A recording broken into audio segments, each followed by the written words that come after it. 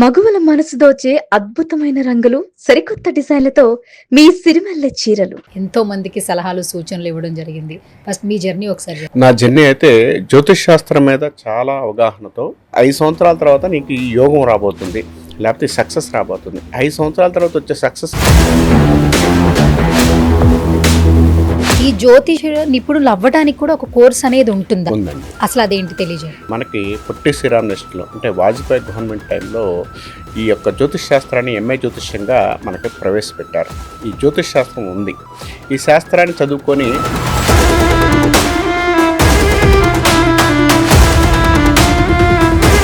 అంటే ఒక వ్యక్తి ఒక్కటి సందర్భంలోనే ఇటు మాట్లాడుతున్నారు అటు మాట్లాడుతున్నారు, దేన్ని నమ్మాలంటారు?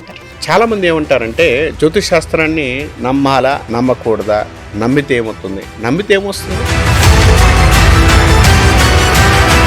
అంటే ఏంటి, మా జాతకంలో మమ్మల్ని మీరు చూస్తున్న క్రమంలో మా నెగిటివిటీ మీకు ట్రాన్స్ఫర్ అవుతుందా? అవుతుంది కదా. ఇప్పుడు మీరు గంటల సేపు మన ఇద్దరం మాట్లాడుకుంటున్నాం. ఒక యాంకర్గా మీరు ఎక్కడ కూర్చున్నారు, నేను ఎక్కడ కూర్చున్నాను. ఈ గంట సేపు మాట్లాడుతున్నప్పుడు నా మాటల్లో మీకు నెగిటివ్ మాటలు వస్తుంటాయి.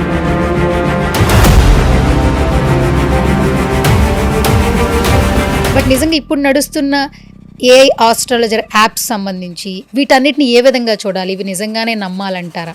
ఎందుకంటే సొసైటీకి కొంత మార్పు చెప్తే నేను కూడా హ్యాపీగా ఫీల్ అవుతాను. అంటే జ్యోతిష్యాన్ని నమ్మడానికి కొన్ని వందల మంది, కొన్ని కోట్ల వ్యాపారం నడవడానికి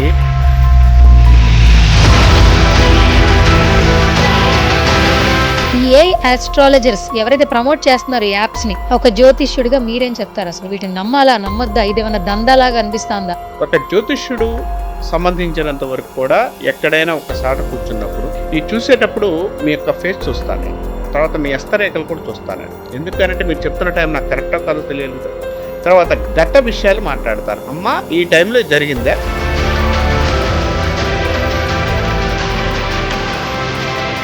ఏ వ్యక్తికైనా ఏ సమస్యతో బాధపడుతున్నా కూడా అన్ని తెలిసిన ఒక జ్యోతిష్యుడిని కలిస్తే ఆ సమస్యల నుంచి మీరు బయటపడేస్తారా? నిజంగానే బయటపడేయగలరా? భార్యాభర్తలు విడిపోతారు. ఇది రియల్గా కర్మభావంలో ఉంది. అది నాకు అర్థమైంది. నేను అప్పుడు జ్యోతిష్యాన్ని చూస్తున్నాను.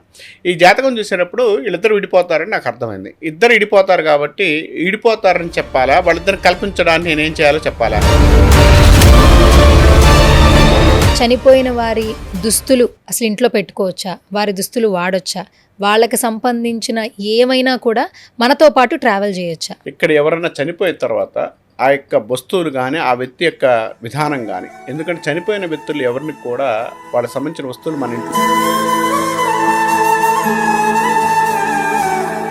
లైఫ్ లీడ్ చేయలేక కొంతమంది సూసైడ్స్ చేసుకుంటూ ఉంటారు. ఆ ఎవరైతే అన్ఎక్స్పెక్టెడ్గా వాళ్ళకి వాళ్ళే బలవన్మరణం చెందుతారో వాళ్ళకి ఇంకో పుట్టుక ఉండదు అని అంటుంటారు. ఇది ఎంతవరకు నమ్మచ్చు? ఇప్పుడు ఒక వ్యక్తి చనిపోతాడు అనేది మనకు తెలుస్తుంది. ఇక్కడ జ్యోతిష్ శాస్త్ర ప్రకారం అయితే చనిపోతాడు అనేది 100% మనకు తెలిసిపోతుంది. లేదు మామూలుగా చనిపోయాడు, యాక్సిడెంట్లు అవ్వచ్చు. యాక్సిడెంట్ అవ్వడానికి వాడి జాతకంతో పాటు అవతల జాతకం కూడా.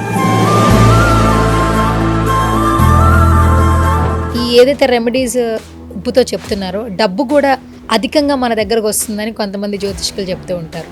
మీరేమంటారు? నేను కొన్ని రెమెడీస్ని నమ్మమని చెప్తాను, కొన్ని రెమెడీస్ వద్దనే చెప్తాను. ఎందుకంటే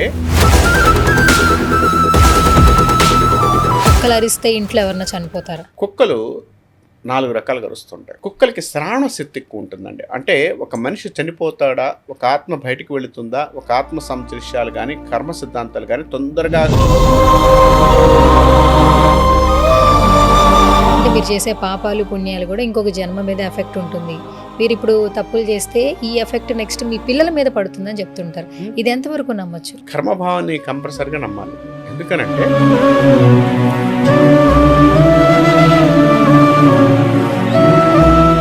హాయ్, హలో, నమస్తే. This is Suvarna. Welcome to Suman TV. ఈరోజు నాతో పాటు స్టూడియోలో ఉన్నారు గురూజీ అశోక్ గారు. బేసిక్గా ఈయన గురించి యూట్యూబ్లో చాలా వీడియోస్ మనం చూస్తూ ఉంటాం, వింటూ ఉంటాం. మెయిన్గా ఏ గురూజీ కావచ్చు, స్వామీజీ కావచ్చు, మనిషి పుట్టుక నుంచి చావు వరకు ప్రతి ఒక్కటి కూడా బ్రహ్మ ఆజ్ఞ ప్రకారమే జరుగుతుందని అందరూ అంటుంటారు. బట్ ఏ ప్రపంచంలో బ్రతుకుతున్నాం ఇవన్నీ ఉన్నాయా అని మరికొంతమంది అంటున్నారు. నిజంగానే జాతకాలు, జ్యోతిష్యాలు వ్యక్తిగత జీవితంలో మార్పులు తీసుకొస్తాయా లేదా? ఇప్పుడు ఏంటంటే మొబైల్ ఫోన్ వాడుతున్న ప్రతి ఒక్కరికి జ్యోతిష్యాలు తెలుసుకోవడం అనేది ఒక చిన్న క్రేజీ థింగ్గా మారిపోయింది. రీసెంట్ టైమ్స్లో ఏదైనా ఒక వీడియో చూస్తుంటే AI astrologer me date of birth details అక్కడ మెన్షన్ చేస్తే మీ ఫ్యూచర్ ఎలా ఉంటుందో కూడా చెప్పేస్తుంది. సో వీటన్నిటి గురించి మనతో మాట్లాడడానికి గురూజీ మనతో పాటు ఉన్నారు, ఆయనతో మాట్లాడదాం. నమస్కారం గురూజీ. ఓం నమ శివాయ అమ్మ.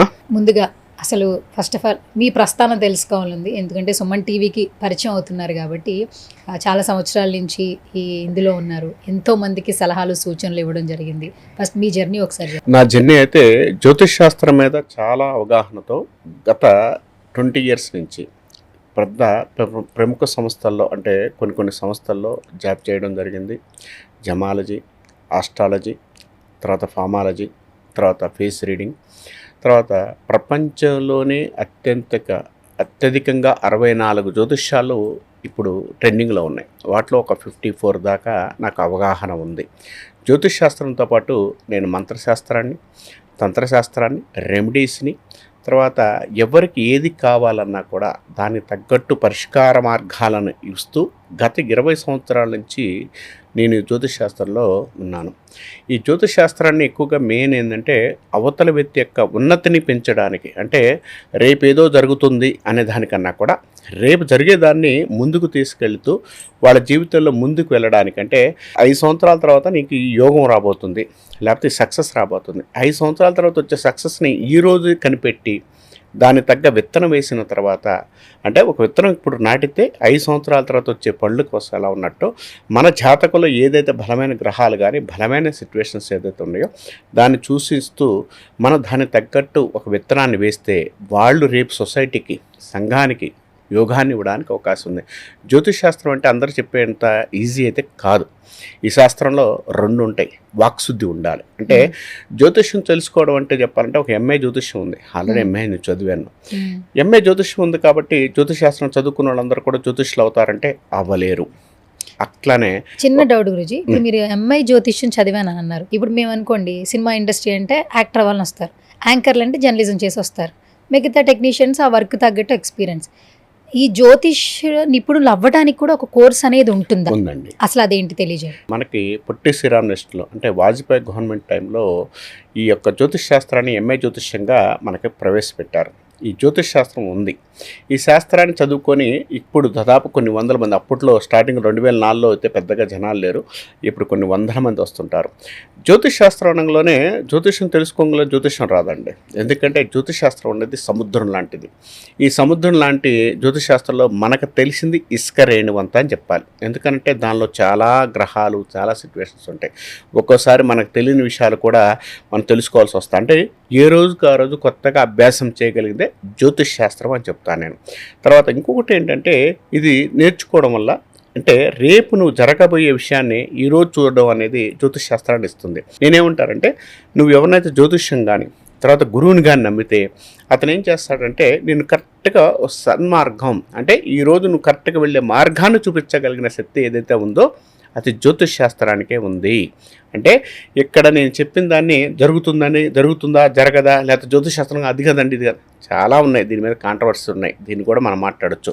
కానీ పాజిటివ్గా తీసుకొని వెళ్ళగలిగితే చదువు అనేది ఎగ్జామ్స్ రాయడానికి ఒక విద్యార్థి ఇప్పటి నుంచే స్టార్ట్ చేస్తేనే మనకి 6 నెలల తర్వాత, సంవత్సరం తర్వాత ఎగ్జామ్స్ రాసి దానికి రిజల్ట్ పొందుతున్నాడు.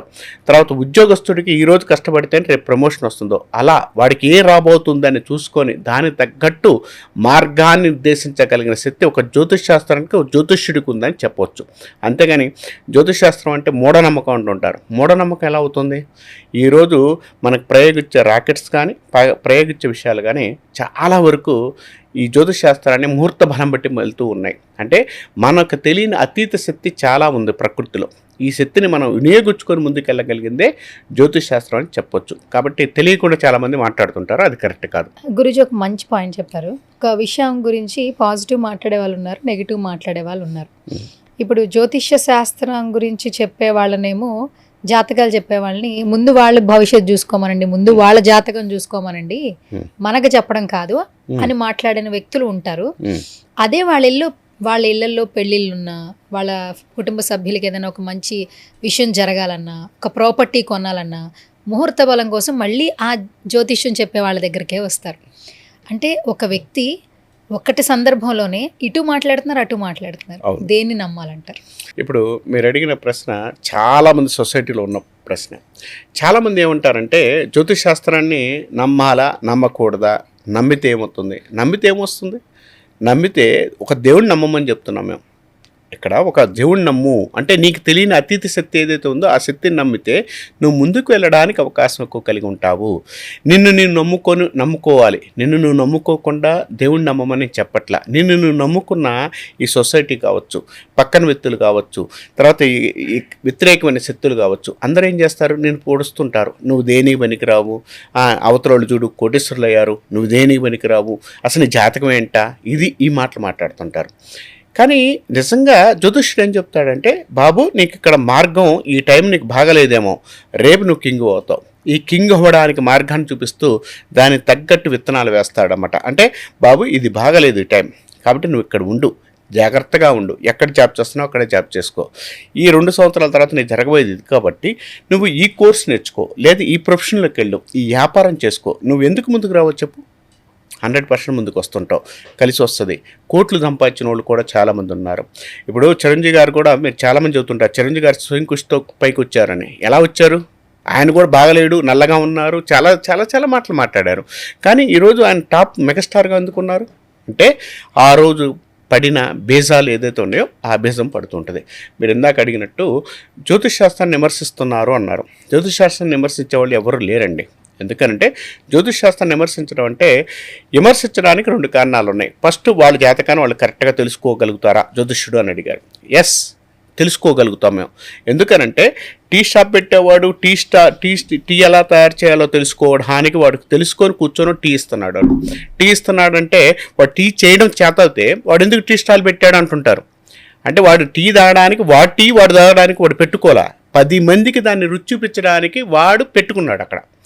ఇక్కడ కూడా జ్యోతిష్యుడు కూడా అంతే, తన జాతకాన్ని తెలుసుకొని తన సామాజికంగా అంటే ఈ జ్యోతిష్యుడు అనేవాడికి వైవాహిష్యుల ఇబ్బందులు ఉంటాయి, తర్వాత సంతాన విషయంలో ఇబ్బందులు ఉంటాయి, చాలా ప్రాబ్లమ్స్ ఫేస్ చేయాలి. అంటే ఒక వ్యక్తి యొక్క జాతకాన్ని తీసుకొని ఆ జాతకాన్ని పరిశోధించిన తర్వాత వాడు చెప్పే కర్మఫలాలు, వాడు చెప్పే, ఇప్పుడు మీరు ఇందాక అన్నారు అప్పుడు 5 సంవత్సరాల తర్వాత జరగబోయే విషయాలు మేము చెప్తామండి. ఈ చెప్పిన విషయాన్ని అక్కడ చెప్పేటప్పుడు మాకు వచ్చే కర్మలు ఎత్తుకోవాలిగా. నీకు బాగలేదు అని చెప్తున్నాం, నీకు బాగలేదన్నా నీ కర్మను ఎత్తుకోవాల్సిందే. అంటే నీది చెప్తున్నప్పుడు దాని యొక్క నెగిటివ్ ఫలితం పాజిటివ్ ఫలితాన్ని కూడా నేను ఎత్తుకోవాల్సిందే. దానివల్ల ఎంతమంది జ్యోతిష్యులు హ్యాపీగా ఉంటున్నారో చెప్పమనండి. కానీ జ్యోతిష్యుడు ఎక్కడ కూడా హ్యాపీగా లేక సమాజానికి పరంగా వాడు ముందుకు వెళ్ళడానికి, అంటే 10 మంది ముందుకు వెళ్ళడానికి. మీరు అంటుంటారు చాలామంది 5,000 తీసుకుంటున్నారు, 6,000 తీసుకుంటున్నారు, డబ్బులు తీసుకుంటున్నారు, అది చేస్తున్నారు. డబ్బులు తీసుకోకుండా ఎంత ఉంటాడండి, ఒక 20 సంవత్సరాలు 10 సంవత్సరాలు వాడు కష్టపడుతున్నాడు.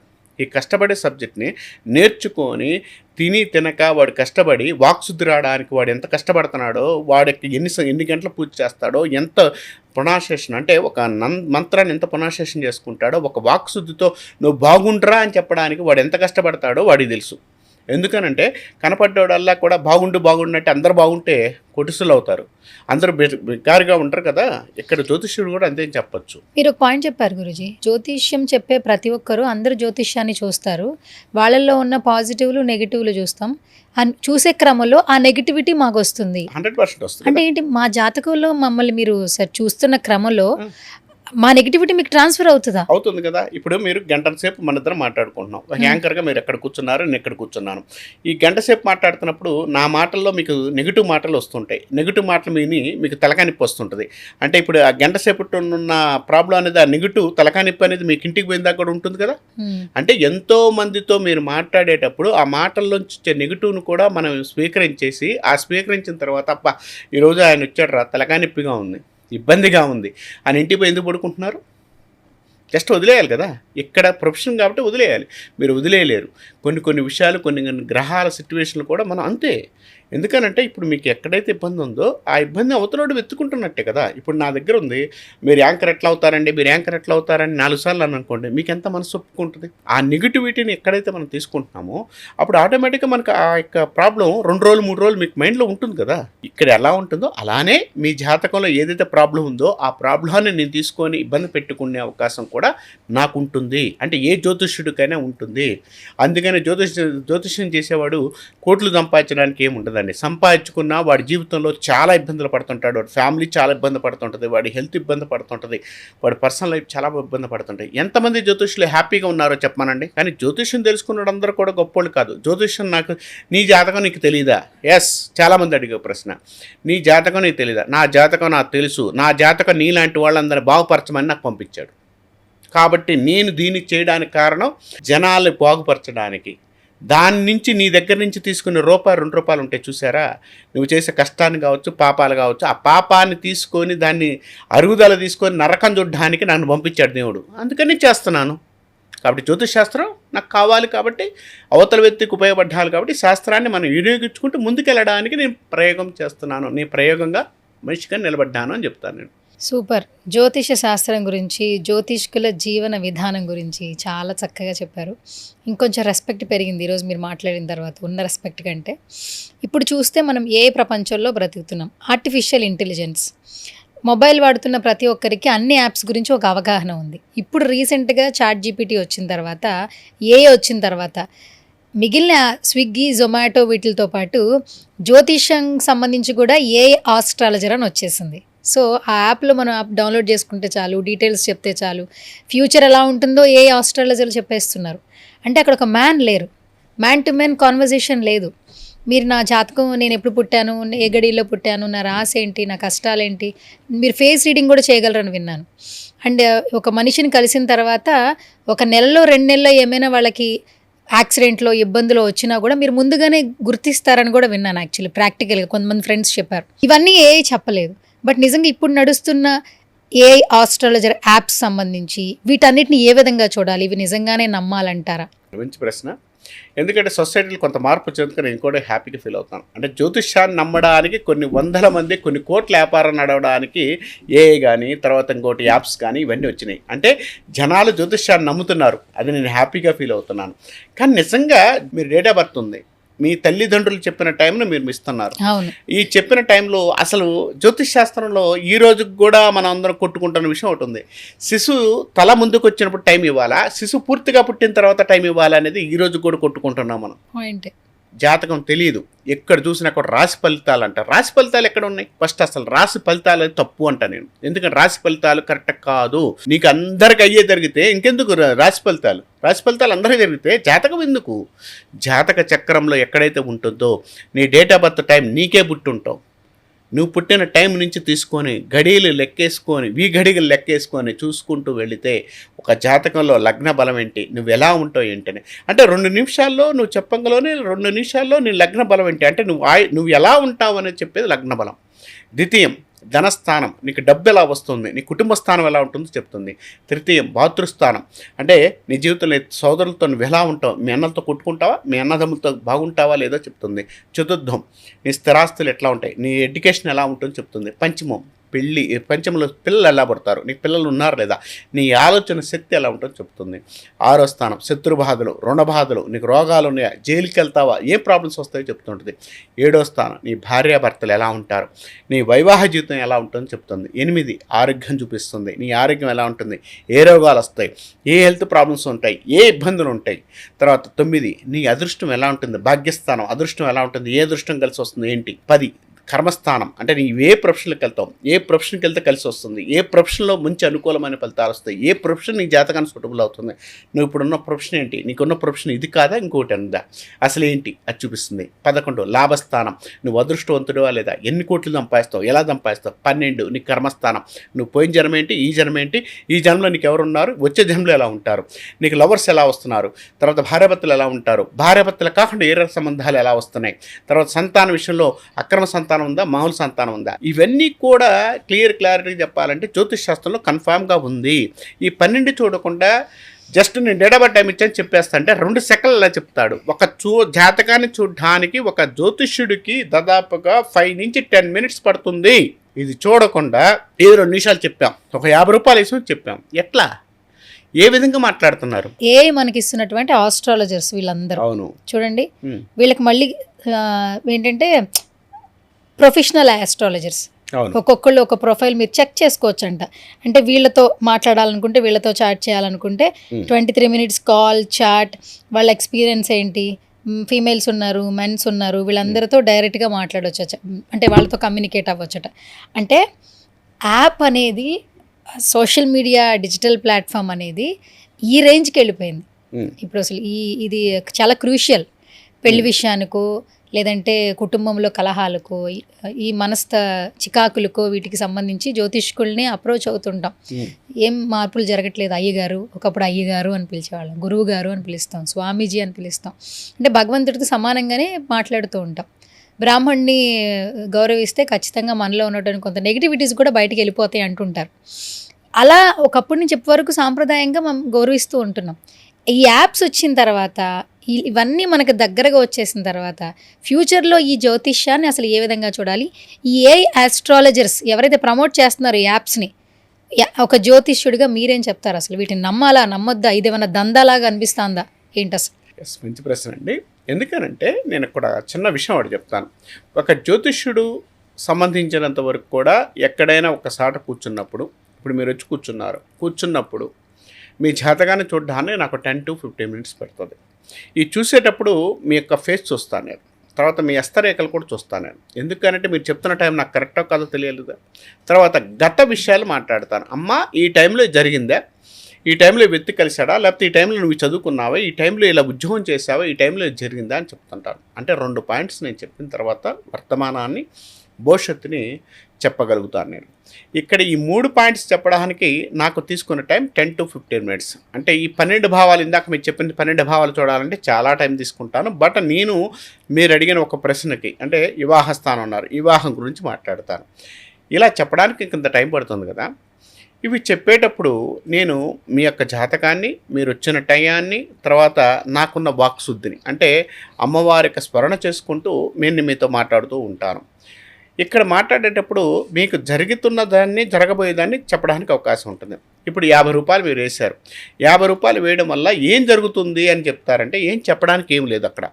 50 రూపాయల్లో 2 నిమిషాల్లో నీకు ఆ జ్యోతిష్యుడు ఏం చెప్పగలుగుతాడు, ఒక టైం పాస్ విషయం తప్పితే నువ్వేం చేయగలుగుతావు, తర్వాత నీకు ఈ ప్రాబ్లం ఉంది, దీనికి ఏ రెమెడీ ఇవ్వగలుగుతాడు, నీకు A1 ఆస్ట్రాలజర్, అక్కడున్న ఆస్ట్రాలజర్ ఏం రెమెడీ ఇవ్వగలుగుతాడు, తర్వాత నువ్వు అతనితో నువ్వు ఎంతవరకు టైప్ అవుతావు. అంటే ఒక గురువు అనేవాడు నమ్మితే వాడు చనిపోయేంత వరకు కూడా మనకు ప్రదర్శనిస్తుంటాడు. అంటే రాజగురువులుగా ఉండేవాళ్ళు మనకు చాలామంది, మీకు తెలుసో తెలీదో, కానీ ఇవాళ రాజగురువులు లేరు.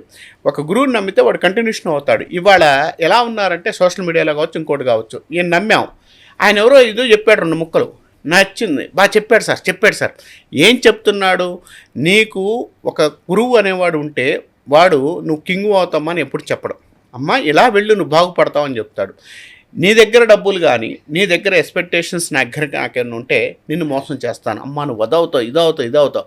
మనిషికి ఎప్పుడైతే బలహీనత కోరుకుంటున్నాడో, నేను గొప్పోడిని కావాలని ఎప్పుడైతే కోరుకుంటున్నాడో, అప్పుడు ఆటోమేటిక్గా నీ దగ్గర డబ్బులు ఎలా తీసుకోవాలి, నేను ఇది చేస్తాను నువ్వు కోటీశ్వరాలు అవుతావు, నువ్వు ఇది చేస్తాను నువ్వు సినిమా హీరోని అవుతావు, ఎలా అవుతావు అది నువ్వు ఆలోచించవు. నువ్వు చెప్పాడా అని చెప్తాడు, నువ్వు 50,000 లక్ష రూపాయలు పూజలు చేస్తావు. ఈ పూజలు కూడా ఒక దందా అయింది, ఇది కూడా ఆన్లైన్ దందా అయింది. ఆన్లైన్లో మీరు ఈ గ్రహాన్ని చేసుకోండి, ఈ పూజ చేసుకోండి, మనకు డైలీ వస్తున్నాయి, ఫేస్బుక్ ఆర్ యూట్యూబ్స్లో ఇట్లా వస్తున్నాయి. ఇది కూడా కరెక్ట్ కాదు. నువ్వు కూర్చోడు, పూజ అంటే నువ్వు ఒకసారి కూర్చొని చేసుకునేది పూజ. ఈ పూజ కూడా నువ్వు కరెక్ట్గా చేస్తే నీకు రిజల్ట్ ఎందుకు రాదు? రిజల్ట్ వస్తుంది. ప్లస్ గురువు అనే వాడి దగ్గరకు నువ్వు వెళ్ళు. అంటే ఇక్కడ కూర్చొని నాకు పెళ్ళి అయిద్దా, నాకు లవర్ వస్తుందా, ఇది కాదు. నీ జీవితం ఇక్కడ లవరు, పెళ్ళి ఇది కూడా కాదు. నీ జీవితం చాలా ఉంది. ఇది చాలా ఉన్నప్పుడు గురువు చూసి ఆ యొక్క ఆస్ట్రాలజర్ కరెక్ట్గా నీకు ప్రెడిక్షన్ చేస్తే, అంటే ఒక రిజల్ట్ ఇస్తే నువ్వు చాలా ముందుకెళ్ళే అవకాశాలు కలిగి ఉంటావు అని చెప్పొచ్చు. ఇది ఎంతవరకు నమ్ముతావు? ఇది నమ్మడానికి కారణం ఏంటి? ఇప్పుడు 5 రూపాయలు అయిపోయింది, 50 రూపాయలు అయిపోయినాయి, మళ్ళీ 50 రూపాయలు. నువ్వు ఎంత ఇస్తున్నావు తెలుసా? నువ్వు తెలియకుండా 5,000, 10,000 ఇస్తావు. ఒక గురువుకి 2,000, 1,500 ఇవ్వడానికి అల్లాడిపోతున్నావు కదా. నువ్వు ఎంత ఇస్తున్నావు? దీనిలో ఏ రిజల్ట్ ఇస్తాడు? నీకు ఏమైనా ప్రాబ్లం ఉంటే సాల్వేషన్ ఇస్తాడా? ఇవ్వడు, గురువు ఇస్తాడు. ఒక ఆస్ట్రాలజర్ కరెక్ట్గా తెలుసుకొని దానికి తగ్గట్టు నీకు రిజల్ట్ ఇస్తాడు.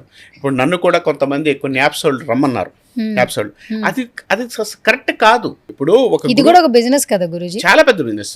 ఇప్పుడు ఆల్మోస్ట్ కనిపిస్తున్న వాళ్ళందరూ వాళ్ళు కూడా కొంతమంది బ్రాహ్మణ కుటుంబంలో ఉన్నటువంటి వాళ్ళు ఇక్కడ కనిపిస్తున్నారు, వాళ్ళ ఇక్కడ ఫేసెస్ విషయం కనిపిస్తుంది. ఏంటంటే ఒక 20 రూపాయలు 50 రూపాయలు మీరు వేసారు అనుకోండి, వాడు సగం మనకు సగం ఇస్తారు. అది నేను ఎంత అబద్ధం చెప్పాలి అంటున్నాను.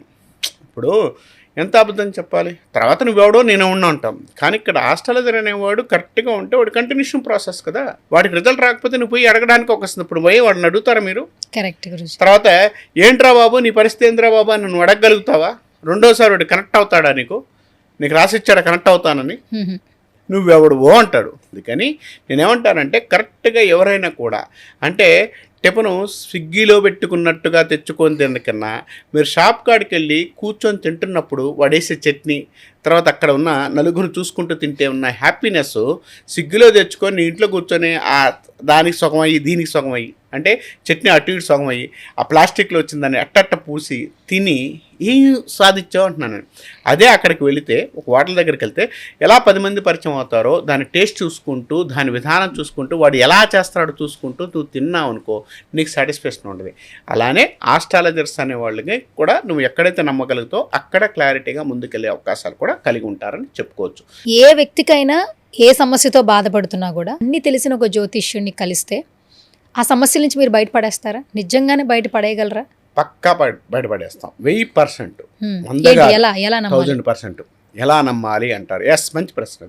మీకు ప్రాబ్లం ఉంది, ఎగ్జాంపుల్ భార్యాభర్తలే మాట్లాడదాం, ఎందుకంటే ఇప్పుడు సొసైటీ అది భయం ఉంది. భార్యాభర్తల మధ్య ఒక పీక్ పీరియడ్ ఉంటుంది, అంటే ఇద్దరు కొట్టుకొని విడిపోయే సిచ్యువేషన్ ఉంటుంది. ఆ టైంని సఫరింగ్ అయ్యే టైం, అది నేను మారుస్తానని చెప్పడం అబద్ధం. ఎవరు మార్చలేరు. నీ కర్మభావాన్ని పుట్టుకతో ఉన్న జాతకాన్ని మార్చలేరు. కానీ వాక్శుద్ధున్న జ్యోతిష్యుడు ఎవరైతే ఉన్నారో వాడు మారుస్తాడు. అది నేను రియల్గా చూశాను చాలామంది జాతకాల్లో. భార్యాభర్తలు విడిపోతారు, ఇది రియల్గా కర్మభావంలో ఉంది, అది నాకు అర్థమైంది. నేను అప్పుడు జ్యోతిష్యాన్ని చూస్తున్నాను. ఈ జాతకం చూసేటప్పుడు వీళ్ళిద్దరు విడిపోతారని నాకు అర్థమైంది. ఇద్దరు విడిపోతారు కాబట్టి విడిపోతారని చెప్పాలా, వాళ్ళిద్దరు కల్పించడానికి నేనేం చేయాలో చెప్పాలా? కలిపి ఉంచడానికి ఏం చేయాలో చెప్పాలి. ఎస్, అప్పుడు నేనేం చేస్తానో తెలుసా? వాళ్ళిద్దరికి ఒక పిల్లాడో పాపో బాబో పుట్టారు. ఈ పాప బాబు పుట్టినప్పుడు ఆ పుట్టే యోగాలు కరెక్ట్గా ఉన్నాయో చూసుకొని వాళ్ళిద్దరు కలిసి ఉంటారు కదా. ఎందుకంటే చాలామంది చెప్పే విషయం ఏంటంటే మా ఆయనతో గొడవలు అవుతున్నాయి, లేదా మా ఆవిడతో గొడవలు అవుతున్నాయి, కానీ నా పిల్లాడి కోసం ఉంటున్నాను అంటున్నారా? సొసైటీలో ఇది ఎక్కువ నడుస్తుంది. కాబట్టి ఇక్కడ బంధాన్ని ఏర్పరిచి ఆ బంధానికి తగ్గట్టు ఉంచితే వాళ్ళ జీవితం ఎందుకు కలిసి ఉండరు? వాళ్ళు విడిపోయే యోగాలు ఉన్నా ఇది మనకు తెలుసు కాబట్టి ఇలా మార్చొచ్చు. తర్వాత ఆ టైంలో గొడవలు అవుతాయి, విడాకులు అవుతాయి అనుకున్నప్పుడు ఆ టైం తగ్గట్టు రెమెడీస్, అంటే ఒక పూజ చేసుకోమ్మా, లేకపోతే గుడికి వెళ్ళు, ఈ ప్రయత్నం చేస్తే వాళ్ళు అక్కడ కొంతకాలం పాటు భార్యాభర్తలు దూరం, అమ్మ ఈ టైంలో బాగాలేదు కాబట్టి మీరు మీ అమ్మగారి ఇంటికాడ ఉండండి, లేదా మీరు పలానా క్షేత్రానికి వెళ్ళి 10 రోజులు ఉండండి. ఇక్కడ జరిగే గొడవని ఇక్కడ క్లియర్ చేయకుండా కొంచెం క్రాస్ చేయొచ్చు కదా. అంటే ఎవరి దారిని వాళ్ళు పంపిస్తే ఆటోమేటిక్ గొడవ తగ్గుతుంది కదా, విడాకులు కాకుండా ఉంటాయి కదా. ఇలా మీరు చెప్తే విన్నవాళ్ళు కూడా ఉన్నారండి? 100% ఉన్నారు కదా. ఎందుకు ఉండలేదు? జీవితం కావాలి, వాళ్ళ జాతకాలు బలంగా ఉన్నప్పుడు నేను మార్చిన వాళ్ళు చాలామంది ఉన్నారు. నేను మార్చగలుగుతాను. ఎందుకనంటే వాళ్ళ జాతకాల్లో ఉన్న క్లియర్గా ఉన్న ప్రాబ్లం ఉన్నప్పుడు దానికి ఎక్కడ ప్రాబ్లం, వీళ్ళిద్దరు విడిపోతారని తెలిసినా దానికి తగ్గట్టు ఆ టైంని మనం ముందుకు నెట్టడం కానీ ఆ టైంలో రెమెడీస్ చేయడం వల్ల కానీ అది ప్రాబ్లమ్ని సాల్వ్ చేయడానికి అవకాశం ఎక్కువ ఉంటుంది. అందుకే జ్యోతిష్యుడికి వాడి జీవితాన్ని ఇబ్బంది పెట్టుకుంటూ జరగబోయే క్రియలు చేసుకుంటూ వాడు తినేదానికన్నా కూడా వాడు పోగొట్టుకునేది ఎక్కువగా ఉంటుంది. అందుకని జ్యోతిష్యుడికి ఎవరికి కూడా మనశ్శాంతి ఉండదు. ఏదో సంపాదిస్తున్నారు, ఏదో చేస్తున్నారు అంటారు, కానీ ఇక్కడ ఎవరికి మనశ్శాంతి లేదు, ఎవరు హ్యాపీగా ఉండరు. ఎందుకంటే జ్యోతిష్యం తెలిసిన వాడికి ఇదే కర్మ. ఇప్పుడు వాళ్ళిద్దరు విడిపోవాలి, విడిపోయేవాడిని విడిపోనియాలి, కానీ విడిపోనీయకుండా కాపాడగలిగినోడే జ్యోతిష్యుడు అంటా నేను. అది ఎవరైనా కానీ అక్కడ కూర్చొని చేయగలుగుతున్నాడు జ్యోతిష్యుడు అంటున్నాను నేను. సో ఇప్పుడు మీరు చెప్పిన దాన్ని బట్టి చూస్తుంటే కొన్ని టాపిక్స్ తెలుసుకోవాలంది. చాలామంది ఏంటంటే వాళ్ళ ఇంట్లో ఎవరైనా ఒకరు చనిపోయారనుకోండి, వాళ్ళు చనిపోయిన వాళ్ళ గుర్తుల కింద వాళ్ళ బట్టలో వాళ్ళ వస్తువులో దాచుకుంటారు జ్ఞాపకం కింద. కానీ కొంతమంది ఏంటంటే అలాంటి జ్ఞాపకాలను ఉంచుకోవద్దు, అది మీ కుటుంబానికి మంచిది కాదు అని చెప్తుంటారు. నిజంగానే చనిపోయిన వారి దుస్తులు అసలు ఇంట్లో పెట్టుకోవచ్చా, వారి దుస్తులు వాడొచ్చా, వాళ్ళకి సంబంధించిన ఏమైనా కూడా మనతో పాటు ట్రావెల్ చేయొచ్చా? ఎస్, మంచి ప్రశ్న అండి. ఎందుకనంటే ఇక్కడ ఎవరైనా చనిపోయిన తర్వాత ఆ యొక్క వస్తువులు కానీ ఆ వ్యక్తి యొక్క విధానం కానీ, ఎందుకంటే చనిపోయిన వ్యక్తులు ఎవరిని కూడా వాళ్ళకి సంబంధించిన వస్తువులు మన ఇంట్లో ఉండరాదు. ఎందుకనంటే వాళ్ళు చనిపోయిన తర్వాత వాళ్ళ యొక్క భావాలు, బంధాలు ప్లస్ వాళ్ళకి ఏంటంటే మన గరుడ పురాణం ప్రకారం వాళ్ళు సంవత్సరం పాటు దగ్గరగా ఉంటారు. ఇవన్నీ వస్తువులు ఉంటే ఏంటంటే వాళ్ళ దగ్గరికి వచ్చే అవకాశం ఎక్కువ ఉంటుంది. అంటే మానవ శరీరాన్ని ఏదైతే ఆత్మ వదిలేస్తుందో ఆ వదిలేసిన ఆత్మ మళ్ళీ తిరిగి రావడానికి ఎక్కువ ప్రయత్నిస్తూ ఉంటుంది. నేను వస్తాను భావాలు ఎక్కువ ఉంటాయి. అది 1 year తర్వాత ఇంకేం ఉండవు. ఇక్కడ ఉన్న నెగిటివ్ వస్తువులుగా పరిగణిస్తాము. అంటే ఆ వ్యక్తి చనిపోయినప్పుడు జరిగిన క్రియలు ఏదైతే ఉన్నాయో ఆ వస్తువులు కానీ ఆ వస్తువులు నెగిటివ్ వస్తువులుగా ఉంటాయి. కాబట్టి ఆ నెగిటివ్ వస్తువులు మనం తీసి పక్కన వేయాల్సిందే. కాబట్టి అక్కడ సంబంధించినంత వరకు కూడా ఎవరైతే చనిపోయారో వారి యొక్క వస్తువులు కానీ వారికి సంబంధించిన బట్టలు కావచ్చు ఏదైనా కూడా ఆ వస్తువులు తీసి బయట వేయడం చాలా మంచి పద్ధతి. ఎందుకనంటే వాళ్ళ యొక్క కర్మభావనలు మనకు ఉండకూడదు. ప్లస్ మనం చూస్తున్న కానీ బాధ ఎక్కువ కలుగుతుంటుంది. అది ఆయన షర్టే ఆయన వేసుకున్నాడు, లేదా ఆవిడ చీరే, తర్వాత అప్పుడు భలే ఉంది ఆ చీరలు కట్టుకుని, ఇలా కొన్ని ఆలోచనలు మనల్ని ఇబ్బంది పెట్టడానికి అవకాశం ఎక్కువ ఉంటుంది, శోభించడానికి కూడా అవకాశం ఎక్కువ ఉంటుంది. కాబట్టి కంపల్సరిగా మనకు సంబంధించినంత వరకు కూడా చనిపోయిన వారి యొక్క వస్తువులు మన ఇంట్లో ఉండకపోవడం అనేది చాలా ఉత్తమం అని చెప్పవచ్చు. ఒకవేళ వాళ్ళకి తెలియకుండా కొన్ని బట్టలు వాడుతూ ఉంటారు, అలా వాడటం వల్ల ఏమైనా నెగిటివ్ ఎనర్జీ ఇంట్లో తిరుగుతుందా? 100% వస్తుంది కదా నెగిటివ్ ఎనర్జీ. ఇప్పుడు మనకు తెలియకుండానే ఇప్పుడు ఈ శరీరం మీద వేసుకున్న చొక్కాని నేను 1 రోజు 2 రోజులు వేసుకుంటాను. దీనికి చెమట పడుతుంది. దీనిలో నా యొక్క ఆర్గానిక్ ఏదైతే ఉన్నాయో నెగిటివ్ ఎనర్జీ ఉంటుంది, పాజిటివ్ ఎనర్జీ ఉంటుంది. ఈ చొక్కాలో ఏర్పడుతూ ఉంటుంది.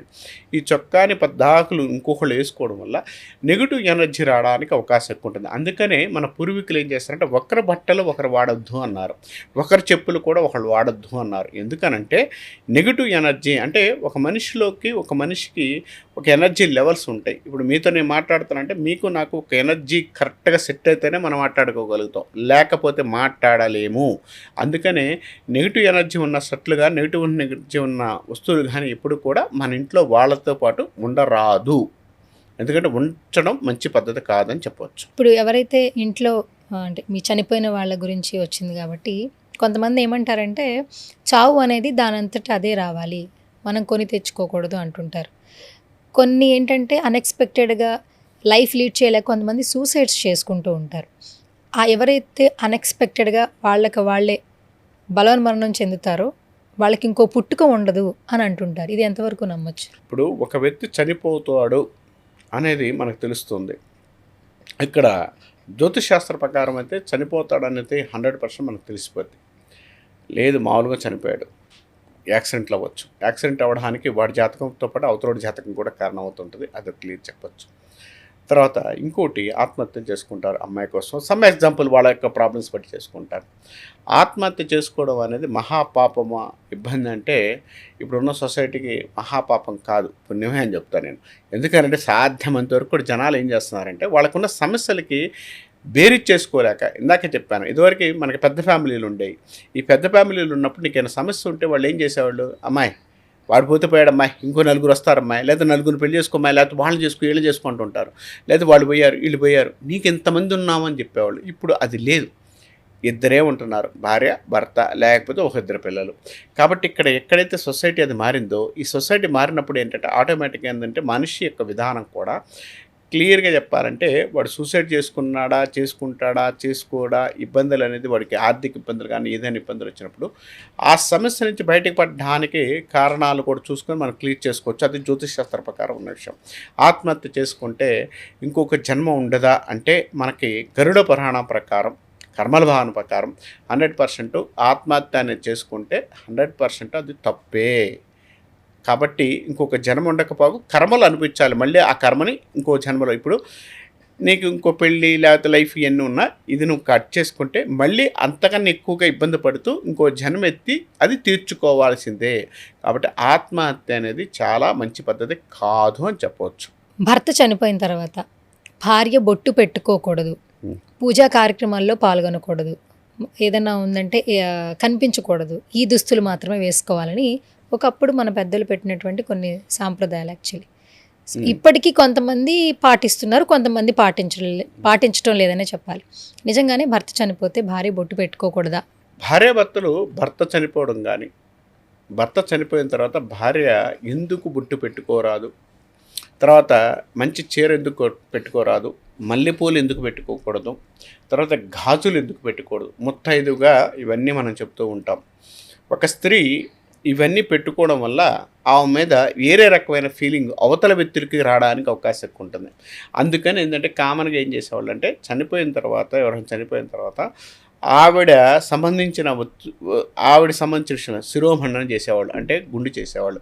ఆవిడ తెల్ల చీర కట్టుకొని ఒక మూల కానీ ఒక పక్కన కానీ ఉండేది. అంటే వేరే వ్యక్తుల యొక్క చూపులు రాకుండా, ఈవిడకి ఇంకొక ఫీలింగ్ రాకుండా మనకు పూర్వీకులు చేసిన విధానం ఇది క్లియర్గా చెప్పే విధానం. ఇప్పుడు సైంటిఫిక్గా అయితే ఇది నేను కరెక్ట్ అని చెప్పను. ఎందుకనంటే ఇప్పుడు సొసైటీలో ఆడ మగ ఇద్దరు కూడా సమానం.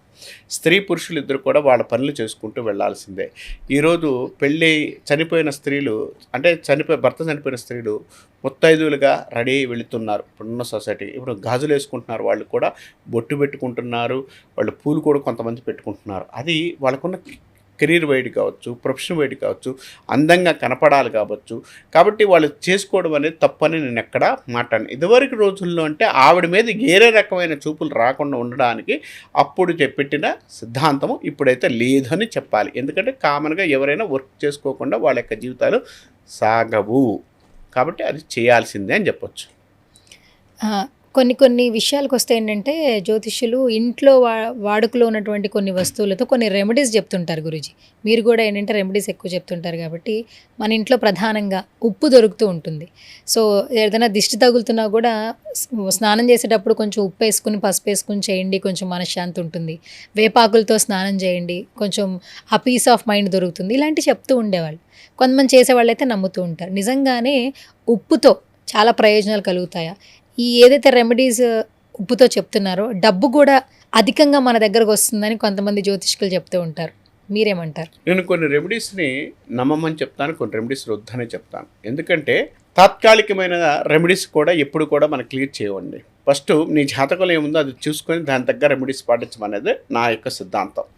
తర్వాత మీరు అడిగినట్టు ఉప్పు తీసుకొని వెళ్ళి ఎనర్జీ, అంటే ఉప్పు తీసుకువెళ్ళి స్నానం చేస్తే మంచి ఎనర్జీ వస్తుందా లేదా, అంటే నెగిటివ్ ఎనర్జీ తగ్గడానికి అవకాశం ఎక్కువ ఉంటుంది. అంటే ఉప్పు తీసుకువెళ్ళి వేయడం వల్ల నెగిటివ్ ఎనర్జీ, అంటే మనం పోసుకునే స్థానంలో నెగిటివ్ ఎనర్జీ తొందరగా తగ్గడానికి ఉప్పు ఎక్కువగా కారణం అవుతుంది. ఉప్పు ఎందుకంటే సముద్రం నుంచి వస్తుంది కాబట్టి. తర్వాత చంద్రుడి యొక్క తొందరగా ఆ యొక్క శక్తిని గ్రహించగలిగిన ఏకైక శక్తి ఏదైనా ఉందంటే ఉప్పుకు ఉంది. ఉప్పు వల్ల ఏంటంటే నెగిటివ్ ఎనర్జీ తగ్గుతుంది, ప్లస్ వాళ్ళకి ఎనర్జీ రావడానికి ఎక్కువ కలిగి ఉండడానికి అవకాశం ఎక్కువ ఉంటుంది. అలానే ఉప్పు చేయడం వల్ల ఏంటంటే ఇంట్లో చూడడం వల్ల కాస్మెటిక్ ఎనర్జీ ప్రకటించడానికి అవకాశం ఉంది. ఇంతవరకు అయితే ఉప్పుని మనం చేసుకోవచ్చు. అంటే ఉప్పుతో మనం ఈ కార్యక్రమాలు చేసుకుంటే మంచి అనుకూలమైన ఫలితాలు ఉండడానికి అవకాశం ఎక్కువ కలిగి ఉంటారని చెప్పుకోవచ్చు. కాబట్టి మనం భయపడాల్సిన అవసరం లేదు, ఉప్పుతో చేసుకోవచ్చు. కానీ ఉప్పుని పెట్టుకుంటేనే డబ్బు వస్తుంది. ఇవి కొన్ని రెమెడీస్ ఈ మధ్య ఎలా ఉన్నాయంటే క్లియర్గా చెప్పాలంటే చాలా తప్పుగా చేస్తున్నారు కొన్ని రెమెడీస్. నేను ఈ మధ్య సోషల్ మీడియాలో చూస్తున్నాను. ఏమండి ఉప్పు పెట్టుకుంటే అందరు కొడుసలు అవ్వాలి కదా? నేను కూడా అడుగుతున్నాను. ఉప్పు నేను పెట్టుకుంటాను, నా ఇంట్లో 1 కేజీ కాదు బస్తా తీసిపోయి పెట్టుకుంటారు. నేను కొడుసుని అవుతానా? కాదు కదా. ఎనర్జీ తగ్గుతుందంటే సైంటిఫిక్గా నమ్మండి. కానీ అది పెట్టుకుంటే నువ్వు కోటీశ్వరుడు అవుతావు అని చెప్తారు చూడండి, అది తప్పు. ఉప్పు అనేది ఎనర్జీ లెవెల్స్ పెరగడానికి అవకాశం ఉంది. అంటే ఉప్పు పెట్టుకుంటే బాగుంటుందంటే కోటీశ్వరుడు ఒక కంటైనర్ తీసుకొచ్చి ఇంట్లో పెడతాడు, వాడు ఇంకా కోటీశ్వరుడు అవ్వడానికి. కాబట్టి ఇక్కడ ఎక్కడా కూడా అది కాదు. ఒక ఎనర్జీ లెవెల్స్ పెరగడానికి అయితే 100% క్లియర్గా చెప్పచ్చు. అంతేగాని మనం మూఢనమ్మకంగా వెళ్ళకండి. ఇది క్లియర్గా తెలుసుకొని ప్రయత్నించండి. అంటే మన సైంటిఫిక్గా రీజన్గా ఉంటే మాత్రం ప్రయత్నిస్తే చాలా మంచి ఫలితాలు పొందుతారని చెప్పవచ్చు. ఇంకొక మాట ఏంటంటే రాత్రిపూట్ల కుక్కలు అరవకూడదు. మన ఇంటి ముందు రాత్రిపూట కుక్కలు అరిస్తే ఆ ఇంట్లో మరణం తప్పదు అన్న మాటలు వింటూ ఉంటాం. నిజంగానే ఇది నమ్మొచ్చు అంటారా? కుక్కలు అరిస్తే ఇంట్లో ఎవరన్నా చనిపోతారా? కుక్కలు 4 రకాలుగా అరుస్తుంటాయి. అంటే 4 రకాలు అరుస్తున్నాయి అంటే 4 రకాలు మనం ఇప్పుడు చెప్పలేం, కానీ కాబట్టి అది తీసి పక్కన పెడదాం. కుక్కలకి శ్రావణ శక్తి ఎక్కువ ఉంటుందండి. అంటే ఒక మనిషి చనిపోతాడా, ఒక ఆత్మ బయటికి వెళుతుందా, ఒక ఆత్మ సంశయాలు కానీ కర్మ సిద్ధాంతాలు కానీ తొందరగా కనిపెట్టగలిగిన ప్రపంచంలోని ఏకైక జీవి ఎవరనంటే కుక్క అంట నేను. ఈ కుక్క అనేది తొందరగా మనిషి యొక్క జీవితంలో చనిపోతాడా, ఆ మనిషికి ఇబ్బంది ఉందా ఏంటి అనేది చెప్పగలుగుతుంది అని చెప్పొచ్చు. ఈ కుక్కకి ఎవరన్నా చనిపోతారంటే మాత్రం ఆ శ్రావణ శక్తి ఎక్కువగా పిలిచే వల్ల కంపల్సరిగా అది ఏడుపుతో కూడి అరుస్తుంటుంది, అంతేకాని కుక్క అరిసినంత మాత్రాన జరిగింది అని చెప్పడం. ఏడుపుతో అంటే దాని యొక్క ఏడుపు ఒక రకమైన ఫీలింగ్స్తో ఏడుస్తూ ఉంటుంది. ఏడవడం వల్ల కంపల్సరిగా, ఎందుకంటే యమదూతలు వచ్చే టైం కానీ మనిషికి ప్రాణం పోయేది కానీ తొందరగా గ్రహించగలిగిన శక్తి కుక్కకు ఎక్కువ ఉంటుంది. అందుకని కుక్క చాలా వరకు మనకి ఏదైనా జరుగుతున్నా ఏదైనా ఉన్నా కూడా శ్రావణ శక్తితో తొందరగా గ్రహిస్తుంది. చూపిస్తూ ఉంటారు 100%. ఇంకొకటి చెప్పాలంటే తొందరగా వాన వచ్చేది కూడా కుక్క తొందరగా తెలుసుకుంటుంది. వాన వచ్చేది ప్లస్ పత్తిది శ్రావణ శక్తి అంటే ప్రకృతికి దగ్గరగా ఉండగలిగిన శక్తి ఎవరికన్నా ఉందంటే కుక్కకు ఉంది, మనిషికి తక్కువ ఉంది. మనిషి ఏం చేస్తున్నాడంటే ప్రకృతిని వదిలేశాడు. ఈడు గొప్ప, అవతరుడు డబ్బు, ఈ డబ్బు ఇదే కొట్టుకుంటున్నాడు. కానీ ఎప్పుడైతే ప్రకృతికి నువ్వు దగ్గరగా ఉంటావో అప్పుడు నీకు కూడా శ్రావణ శక్తి వస్తుంది, గొప్ప ఆలోచనలు వస్తాయి, నువ్వు కూడా చాలా కింగ్ అవుతావు. ఇది మానేసి దీనికన్నా అది పోవడం మొదలుపెట్టిన తర్వాత చాలా ఇబ్బందులు అయితే కంపల్సరీ ఫేస్ చేస్తున్నారని చెప్పవచ్చు. అయితే ఇది నమ్మొచ్చు అంటారు?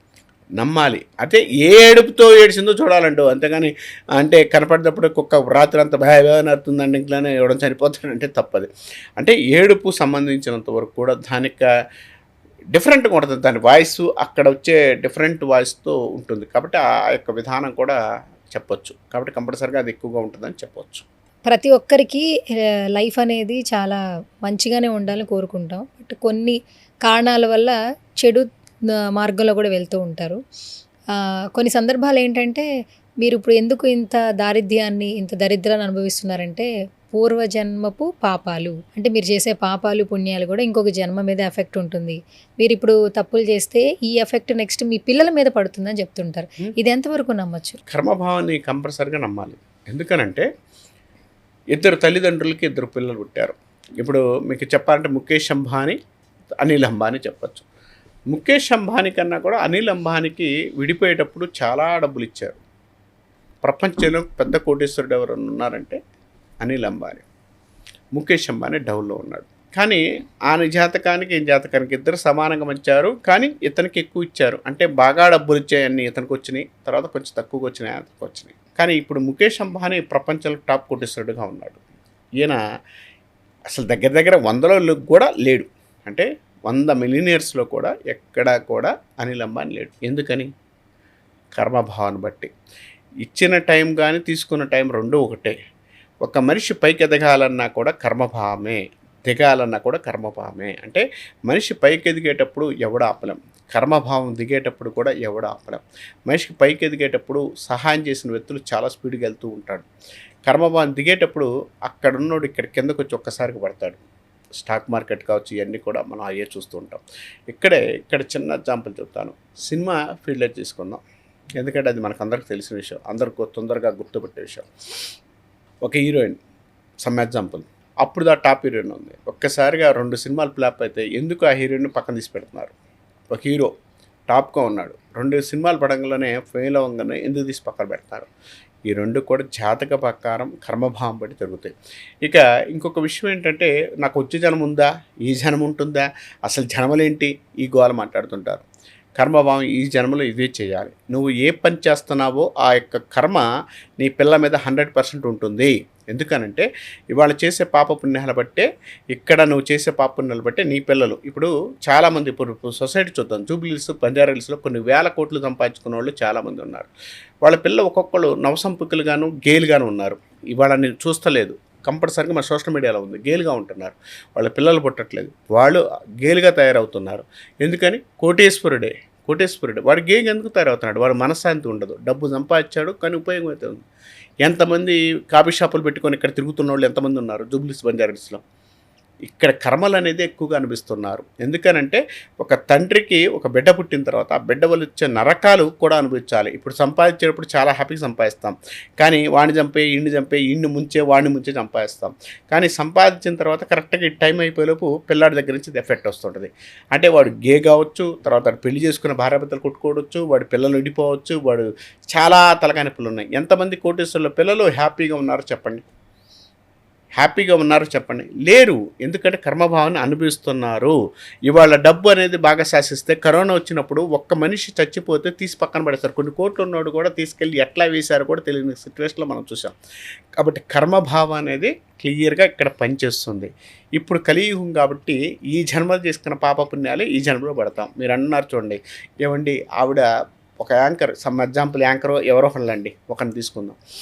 ఆవిడ చాలా బాగా సంపాదిస్తుందండి, చాలా బాగా సంపాదించింది, కోటీశ్వరుడు అయింది, బాగా ఇల్లుగా ఉంది, తర్వాత కార్లు కొందండి. తర్వాత 1 సంవత్సరం, 2 సంవత్సరాలు, 3 సంవత్సరాలు, 4 సంవత్సరాల దాకా కింద పడిపోయింది. అప్పుడు మీరు ఏం చెబుతారు? కర్మభావం వల్ల పడిపోయిందండి, ఆమె చేసుకున్న పాపాలండి అంటుంటారు. అంటే ఆమె గెలిచినప్పుడు మాత్రం ఆమె అట్ట చేసిందండి, ఎట్ట చేసి అంటారు. ఇక్కడ కర్మభావంలో కూడా పడిపోయిందనే మాట మీరే నిన్నోడుతూనే అంటున్నారు. కాబట్టి ఇక్కడ రెండు కూడా ఇక్కడున్న కలియుగంలో మనం అనుభవించాల్సిందే. కలిపురుషుడు అనేవాడు మనిషి యొక్క జీవితాన్ని చాలా చండాలం చేశాడు.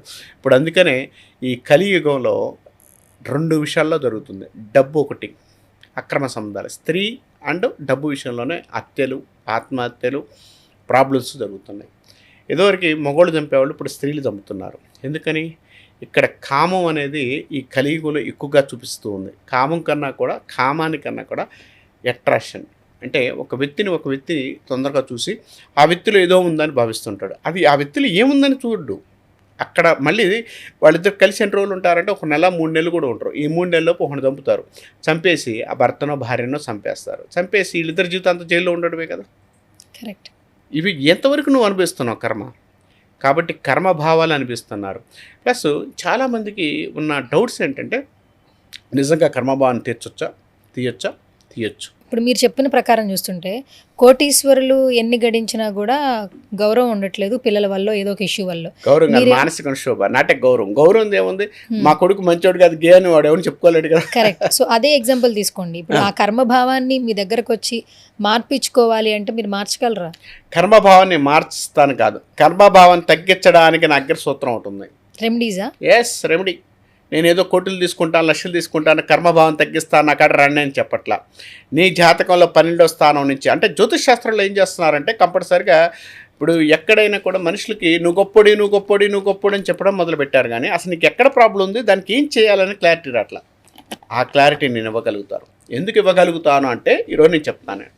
భగవంతుడు నాకు అమ్మవారు ఒక అంశ ఇచ్చింది. ఎందుకనంటే 12వ భావము, జాతకంలో 12వ భావం చూసుకున్న తర్వాత వాళ్ళ గతంలో ఏమున్నాయి, ఇప్పుడు ఏమున్నాయి, ఏ ప్రాబ్లమ్స్ ఫేస్ చేస్తున్నారు, ఏ ఇబ్బందులు ఫేస్ చేస్తున్నారు, దాన్ని కొంతవరకు రికవరీ తీసుకురావడానికి, ఆ రికవరీ నుంచి ముందుకెళ్ళడానికి, కర్మభావం తగ్గించడానికి నా దగ్గర ఒక మంత్రం ఉంది. ఆ మంత్రం మీన్స్ ఏదో చేస్తానని చెప్పట్లా, నువ్వు చేసుకునేది నీకు క్లియర్గా చెప్పగలుగుతాను నేను. దానికి నువ్వు 100లో 1000లో లక్షలో కార్యక్రమాలు పెట్టాల్సిన అవసరం లేదు. ఒక చిన్న రెమెడీ, ఒక చిన్న తంత్ర విద్యని, లేకపోతే చిన్న ఒక మంత్రాన్ని, ఆ మంత్రం వల్ల నీకు కర్మభావం తగ్గించుకుంటూ నువ్వు ముందుకు వెళ్ళడానికి అవకాశం ఎక్కువ ఉంటుంది. అది సొసైటీకి పరంగా నేను ఇవ్వగలిగిన, నాకు నేను 20 సంవత్సరాల్లో నేను పడ్డ తపన నుంచి, పడ్డ కర్మల నుంచి నేను నేర్చుకున్న సిద్ధాంతం. ఆ సిద్ధాంతాన్ని నేను 10 మందికి పెంచి వాళ్ళు హ్యాపీగా ఉండడానికి నేను ప్రయత్నిస్తున్నాను. ఇంతకుముందు మీరు ఒక మంచి పాయింట్ చెప్పారు గురూజీ. ఒకప్పుడు ట్రాన్స్జెండర్స్ లేరు, బట్ ఇప్పుడు చూస్తే గత 5 సంవత్సరాల నుంచి ట్రాన్స్జెండర్స్ అనేవాళ్ళు కూడా ఉన్నారు. ఇప్పుడు ఒక మామూలుగా బార్న్ ఉన్నప్పుడు పురుషుడిగా పుడుతున్నారు, తర్వాత స్త్రీగా మారాలనుకుంటున్నారు. అంటే వాళ్ళ బాడీ తత్వం వాళ్ళు క్రమక్రమంగా వాళ్ళే తెలుసుకుని ఇంట్లో వాళ్ళు చెప్తున్నా కొంతమంది యాక్సెప్ట్ చేస్తున్నారు, మ్యాక్సిమం యాక్సెప్ట్ చేయరు. కొడుకుగా పుట్టిన తర్వాత కూతురుగా మారాలనుకుంటే ఎవరు యాక్సెప్ట్ చేయరు. ఇప్పుడు నవడేస్ ఈ ట్రాన్స్జెండర్స్ని ఎక్కువగా చూస్తున్నాం. అప్పటి కాలాల్లో ఒక 20 ఏళ్ళు 30 ఏళ్ళ ముందు కూడా ఇలాంటి వాళ్ళు ఉన్నారా? ఎందుకులే, బృహన్నల అర్జునుడు మహాభారతంలో అర్జునుడు వేసింది బృహన్నల వేషమే కాబట్టి అక్కడి నుంచి ఉన్నారు. ట్రాన్స్జెండర్స్ అనేది కొన్ని గ్రహస్థితులు బట్టి 100% అది కనపడుతుంది. గే వేరు, ఒక మగోడుగా ఉంటూ ఒక అబ్బాయిని ప్రేమించి పెళ్లి చేసుకునేది గే. లెస్బియన్స్ విన్నారు, ఆడవాళ్ళని చేసుకుంటున్నారు. ఈ రెండు సామాజిక పరంగా చాలా తలకానిప్పులు వస్తున్నాయి. వీళ్ళిద్దరు పుట్టడానికి, వీళ్ళిద్దరు సంబంధించిన విషయాల్లో అది దరిద్రమైన సిచ్యువేషన్. అంటే ప్రపంచం మొత్తం మనకి ఎట్లా పుట్టింది, మగ ఆడ పుట్టాలి. ఈ రెండు కాకుండా ఆ 2 జాతులు, ఈ 2 జాతుల ఏకమతి ఏమవుతుంది, చాలా ఇబ్బందులు పడే అవకాశాలు ఎక్కువ ఉన్నాయి. నవ్ డేస్ ఇవి చాలా ఎక్కువగా ఉన్నాయి. ఎందుకంటే సోషల్ మీడియా వచ్చిన తర్వాత ఆటోమేటిక్గా మగోడు కోరుకుంటున్నారు, ఆడవారు కోరుకోవడం వల్ల చాలా ఇబ్బందులు పడుతూ ఉన్నారండి. దానికి రెమెడీస్ ముందు మీ జాతకంలో ఆ ప్రాబ్లం ఉందంటే చూసుకొని రెమెడీస్ చూసుకోండి. రెమెడీస్ మీన్స్ అదేదో నేను మారుస్తానని చెప్పట్లా, నేనేదో చేస్తానని చెప్పట్లా, ఇంకొకళ్ళు ఎవరిదో చేస్తారని చెప్పట్లా. అక్కడున్న గ్రహాలకు సంబంధించిన కాంబినేషన్స్ ఏదన్నా ఉంటే ఇంకొక అమ్మాయికి పిచ్చి పెళ్లి చేయకండి. ఇప్పుడు గేగా ఉన్న వ్యక్తిని తీసుకెళ్ళి ఇంకో అమ్మాయికి ఇచ్చి అమ్మాయి జీవితాన్ని నాశనం చేస్తున్నాను. నేను దగ్గర రియల్గా చెప్తాను. నేను ఇంకా నా కాడ మొన్న ఒక అమ్మాయి సాఫ్ట్వేర్ ఇంజనీర్, అమ్మాయి దాదాపు 1,00,000 సంపాదిస్తాను అమ్మాయిని. ఒక అబ్బాయి గేకి ఇచ్చి పెళ్లి చేశారు. ఆ అబ్బాయి తల్లిదండ్రుల కోసం పెళ్లి చేసుకున్నాడు. ఇది నేను రియల్గా చూసింది. ఇచ్చేస్తే ఆ అమ్మాయి వెళ్ళిపోయింది. అంటే ఇద్దరు కలిసి ఉంటున్నారు. ఆ అబ్బాయి డైరెక్ట్గా చెప్తున్నాడు, నాకు నువ్వు ఇష్టం లేదు, నేను ఆ అబ్బాయిని ఇష్టపడుతున్నాను, ఆ అబ్బాయితో ఉంటానని. అది నేను దాదాపుగా ఆ జాతకాన్ని చూసినప్పుడు నేను క్లియర్గా చెప్పానమ్మా, మీ భర్త తేడాగా ఉన్నాడు, నీ భర్తనితో కాపురం చేయడం అంటే సామాజిక పరిస్థితులు, కుటుంబ పరిస్థితులు ఏమంటాయి, తల్లిదండ్రులు ఏమంటారు, అమ్మా నువ్వు చేయాల్సిందే, అది చేయాల్సింది, ఇచ్చేస్తాం, మా పరువు గోంగూర అన్నారు. తర్వాత ఒక 6 సంవత్సరాల తర్వాత నరకం చూపించాడు. ఏం చేస్తున్నాడు అబ్బాయి, ఈ అమ్మాయి ఏంటి నువ్వు నన్ను ఇలా చూస్తున్నావు అని అడిగితే ఈ అమ్మాయిని హరాస్మెంట్ చేస్తున్నాడు. ఇప్పుడు ఆ అమ్మాయి ఇంకో పెళ్లి చేసుకోవాలా వద్దా, చేసుకోలేకపోతుంది, మానసికమైన ప్రాబ్లమ్స్ ఫేస్ చేస్తారు. అవి చూపించుకోండి, జాతకాలు ఉంటే అతన్ని అవాయిడ్ చేయండి. ఇప్పుడు అంతేగాని అవతరుడు కోటీశ్వరుడు, అవతరుడు డబ్బున్నోడు, అవతరుడు సంపాదిస్తున్నాడు కాదు. అవేముంది, ఇవాళ కాదు రేపు సంపాదించుకోవచ్చు. ఇక్కడ మనిషికి మగోడు ఆడదున్నట్టు ఉంటే ఏం ఉపయోగం ఉంటుంది? కాబట్టి సొసైటీలో ఇది ఎక్కువ నడుస్తుంది. ఇది క్లియర్ చేసుకోండి. ఎక్కడ ప్రాబ్లం ఉందో అక్కడ చేసుకొని వాడి జీవితాన్ని వీళ్ళ జీవితాన్ని వాళ్ళు చేయకండి, ప్రశాంతంగా ఉంచండి. అది నా ఉద్దేశం. ఈ ట్రాన్స్జెండర్ సంఖ్య ఎందుకు పెరుగుతుందంటారు? ట్రాన్స్జెండర్ పెరగడానికి ఇప్పుడు మీరు మంచి ప్రశ్న అడిగారు. ఇప్పుడు 50 సంవత్సరాల తర్వాత చాలామంది విడాకులు తీసుకొని కొత్త పెళ్లి చేసుకుంటున్నారు. ఎందుకు చేసుకుంటున్నారు మీకేమన్నా తెలుసా? ఎందుకు చేసుకుంటున్నారు? తల్లిదండ్రులు పిల్లలు పెళ్లి చేసి అన్నీ చేసి తల్లిదండ్రులు విడిపోయి వాళ్ళ వీళ్ళ పెళ్లి చేసుకుంటున్నారు, లేకపోతే ఇంకొకళ్ళ జీవితాన్ని అనిపిస్తున్నారు. ఎందుకని? ఇప్పుడు సమాజంలో బాగా జరుగుతుంది అది. విడాకులు కూడా ఎక్కువ అవుతున్నాయి. కాబట్టి మీరు చూడండి సోషల్ మీడియాలో అండ్ మీకు క్లియర్గా చెప్తే కోర్టుల కాడికి వెళితే చాలా జరుగుతున్నాయి. చాలా కేసులు నేను కూడా చూశాను. ఎందుకు జరుగుతున్నాయి? ఎందుకనంటే మనిషి జీవితం చాలా తక్కువకి వచ్చింది. తనకు నచ్చిన వ్యక్తిని, తనకు నచ్చిన జీవితాన్ని అనుభవించడానికి ఏ మనిషి కూడా వెనకాడటం లేదు. గురుజీ, ఇప్పుడు చాలామందికి వివాహ వ్యవస్థ మీద ఆ గౌరవం తగ్గిపోతుందని చెప్పొచ్చు. ఒకప్పుడు వివాహ వ్యవస్థ అంటే చాలా గౌరవంగా చూస్తుండేవాళ్ళు. ఇప్పుడు డివోర్సెస్ ఎక్కువ అవుతున్నాయి. పెళ్లి చేసేటప్పుడు ఇద్దరు జాతకాలు చూపించాలంటున్నారు. అసలు ఎక్కడ లోపం జరుగుతుంది? ఎందుకు వివాహ వ్యవస్థ అగౌరవ స్థితిలో ఉందంటారు? వివాహ వ్యవస్థ అగౌరవ స్థితిలో లేదండి. ఎందుకంటే ఇప్పుడు ఎలా ఉందంటే, ఒక జాతకాన్ని మనం తీసుకుంటే ఇందాక చెప్పినట్టు డేట్ ఆఫ్ బర్త్, టైము మీరు అన్నట్టు అన్నీ చూసుకొని ఇక్కడ అది తీసేసి ఏం చేస్తున్నారంటే నక్షత్ర ప్రకారం ఆ నక్షత్రం కలిసిందో పెళ్లి చేసుకుంటున్నారు. కానీ అట్లా కాదండి. జాతకంలో డేట్ ఆఫ్ బర్త్ టైం ఏదైతే ఉందో ఆ టైంను బట్టి క్లియర్గా చూసుకొని దాన్ని తగ్గట్టు వాళ్ళిద్దరు లగ్నాలు కలిసినాయి అన్నీ చూసుకున్న తర్వాత జాతకాన్ని చూసుకొని సెట్ చేసుకున్న తర్వాతే వివాహం చేయాలి. అది చేయటం లేదు ఫస్ట్ క్లారిటీ. తర్వాత విడాకులు తీసుకోవడానికి కారణాలు వాళ్ళ జాతకంలో ఉన్న దోషాలు. ఈ దోషాలు ఎప్పుడైతే ఉన్నాయో అది ప్రాబ్లం అవడానికి అవకాశం ఉంది. ఏ దోషాలు ఉన్నాయంటే దాని మీద ఇంకొక చర్చ పెట్టచ్చు మనం. బట్ అవి మనం ఇప్పుడు ప్రస్తుతం తీసి పక్కన పెడదాం. కాబట్టి దోషాల వల్ల ఈ ప్రాబ్లమ్స్ అనేది ఫేస్ చేయడానికి అవకాశం ఎక్కువ కలిగి ఉంటారు. దీనివల్ల భార్యాభర్తల మధ్య గొడవలు, భార్యాభర్తల మధ్య ఇబ్బందులు, భార్యాభర్తల విషయంలో ప్రాబ్లమ్స్ వస్తున్నాయి. మూడోది, ఈ యొక్క సొసైటీలో భార్యాభర్తలు ఇద్దరు కూడా సంపాదన స్టార్ట్ చేసిన తర్వాత ఈగోస్ ఒకటి వస్తున్నాయి. ప్లస్ తల్లిదండ్రులు కూడా ఎవరికి వాళ్ళు సపోర్ట్ ఇవ్వకపోక మా అమ్మాయి 1,00,000 సంపాదిస్తున్నాం, మా అబ్బాయి 1,00,000 సంపాదిస్తున్నాడు అని కాకుండా ఇద్దరిని కూర్చోబెట్టి ఇద్దరికి సమానమే, మీరిద్దరు కలిసి ఉండి మీ జీవితాన్ని చేసుకుంటూ సొసైటీలో బాగుండండి అని చెప్పగలిగితే ప్రశాంతంగా ఉంటుంది. కానీ ఎవరికి వాళ్ళు ఈగోలు తీసుకొని అహంతో చేసుకున్న పనుల వల్ల వివాహ వ్యవస్థ అనేది బర్స్ట్ పడుతుందని చెప్పొచ్చు. అంతేగాని జ్యోతిషశాస్త్ర ప్రకారం చూసుకొని జ్యోతిష ప్రకారం వెళ్ళగలిగితే చాలా పాజిటివ్గా, చాలా అనుకూలంగా ఉంటుందని చెప్పవచ్చు. విడాకులు అయితే అవ్వవు. జ్యోతిష పరంగా వెళ్తే ఇద్దరు జాతకాలు చూసుకుని మంచిగా ఉంటే 100% అవ్వవు. ఆడపిల్లల విషయంలో ఏంటంటే వాళ్ళకి నెల కొన్ని ఇబ్బందులు వస్తూ ఉంటాయి, అడ్డంకులు వస్తూ ఉంటాయి. ఒకప్పుడు ఏంటంటే అమ్మాయి మెచ్యూర్ అయిన తర్వాత ఎప్పుడైతే వాళ్ళకి ఆ డేట్స్ వస్తాయో ఆ టైంలో కింద పడుకోవాలి, చాప మీదే పడుకోవాలి. ఈ 5 రోజులు బయటికి వెళ్ళకూడదు. ఒకవేళ వెళ్ళినా కొన్ని నిబంధనలు ఉంటాయి. అందరితో మాట్లాడకూడదు. సో ఇవన్నీ కొన్ని కండిషన్స్ ఉండేవి. మొదటి రోజున తలస్నానం చేయాలి, 3 రోజున తలస్నానం చేయాలి, 5 రోజున తలస్నానం చేయాలి, దేవుడికి దూరంగా ఉండాలి, శుభకార్యాలకు దూరంగా ఉండాలి. ఇవన్నీ చెప్పారు, చేస్తూ వచ్చాం ఇప్పటిదాకా. అప్పటి నుంచి ఇప్పటివరకు కొన్ని పాటించే సాంప్రదాయాల్లో పెరిగిన కుటుంబంలో ఇప్పుడున్న వాళ్ళు ఇవన్నీ పాటిస్తున్నారంటారా? నిజంగానే ఇవి పాటించాలా? ఇప్పుడు మీరు అడుగుతున్న ప్రశ్నకి సమాధానం అయితే క్లియర్గా చెప్పాలంటే ఆడపిల్లలకి రజస్వల అయిన తర్వాత అంటే ప్రసవాత అయిన తర్వాత ఆడపిల్లల్ని ఇంట్లో బంధించేవాళ్ళు ఇదివరకు. ఇప్పుడు బంధించడానికి ఏం లేదు, 100% ముందుకెళ్తున్నారు ఒకటి. తర్వాత స్త్రీలకు సంబంధించిన విషయాల్లో ఇదివరకు ఏంటంటే ఎక్కువగా సైంటిఫిక్గా మనకి చాలా లేవు. అంటే కొన్ని డైపర్స్ చాలా సమ్ ఎగ్జాంపుల్ వాళ్ళకి ప్రాబ్లమ్స్ వస్తూ ఉన్నాయి. ఈ ప్రాబ్లమ్స్ అనేది ఇదివరకు లేవు. వాళ్ళు ఇబ్బంది పడే అవకాశాలు ఎక్కువ ఉన్నాయి. వాళ్ళు ఒకసారి నుంచి ఒకసారి తిరుగుతున్నప్పుడు ఇంట్లో కొంత చాలా ఇబ్బంది పడే అవకాశం ఉంది. ఇంట్లో కాస్త ఇబ్బంది అవ్వడానికి అవకాశం ఉంది. కాబట్టి అప్పుడున్న ప్రాబ్లమ్స్ ఉన్నాయి కాబట్టి అప్పుడున్న సొసైటీ ప్రకారం ఆడపిల్లని ఇంట్లో తిరగొద్దమ్మా అంటారు. తర్వాత మంచాలు, తర్వాత చాప మీద పడుకోమనేది ఎందుకనంటే మంచాల మీద పడుకుంటే ఏమవుతుందంటే ఇదివరకు ఉన్న సిట్యువేషన్లో ఆ యొక్క స్త్రీకి ఈ నడుము నొప్పి ఎక్కువ వస్తుంటుంది. ఆడపిల్లలకి బాగా నడుము నొప్పి వస్తుంది. ఒక డేట్ టైంలో కడుపు నొప్పి ఒకటి, నడుము నొప్పి ఎక్కువ వచ్చే అవకాశం ఉంది. కాబట్టి మన కింద పడుకుంటే సమానంగా ఉండే అవకాశం ఉంది. కాబట్టి దానికి తగ్గట్టు ఆ టైంలో అది మనకు చెప్పడం అవకాశం ఉంది, చెప్పారు. తర్వాత మూడవది వచ్చేసరికి ఇక్కడ ఇప్పుడున్న సొసైటీ ప్రకారం స్త్రీలకి సంబంధించినంత వరకు కూడా ఇప్పుడున్న సొసైటీలో ఆడపిల్లలకి సంబంధించినంత వరకు కూడా వాళ్ళకి ఏదైనా కూడా ఇప్పుడు ఆ యొక్క వాళ్ళకి సంబంధించిన ప్యాడ్స్ కానీ వాటికి సంబంధించిన ఐటమ్స్ కానీ ఎక్కువగా ఉన్నాయి. కాబట్టి వాళ్ళు ఇప్పుడు హ్యాపీగా చేసుకోవచ్చు, హ్యాపీగా తిరుగుతున్నారు. వాళ్ళు డే టైం కూడా ప్రశాంతంగా ఉండే అవకాశం ఉంది, ప్రశాంతంగా వెళ్ళడానికి కూడా అవకాశం కలిగి ఉంటారు. కాబట్టి అది ప్రాబ్లం అయితే లేదు. ఇక్కడ విషయం ఏంటంటే ఒకటే మైనస్ ఉంది. ఇప్పుడున్న సొసైటీలో ఎక్కడైనా ఆడపిల్ల పడుకోవచ్చు, ఆడపిల్ల వెళ్ళొచ్చు. 3 రోజుల తర్వాత డేట్ అవ్వకపోతే 100% దేవాలయానికి కూడా వెళ్ళొచ్చు, గుడికి వెళ్ళొచ్చు అంటారు. వెళ్ళొచ్చు ప్రశాంతంగా. ఎందుకంటే దైవస్మరణ అనేది ఆడపిల్లకి కానీ ఎవరికైనా కూడా మంచి పద్ధతే. అంటే మానవ జీవితంలో అదొక సంకల్పం. అంటే అది లేకపోతే పిల్లలు పుట్టరు, అది లేకపోతే చాలా ఇబ్బందులు పడే అవకాశం ఉంది. ఎందుకంటే ఇవాళ సైంటిఫిక్గా మనం అందరం చాలా చూస్తున్నాం.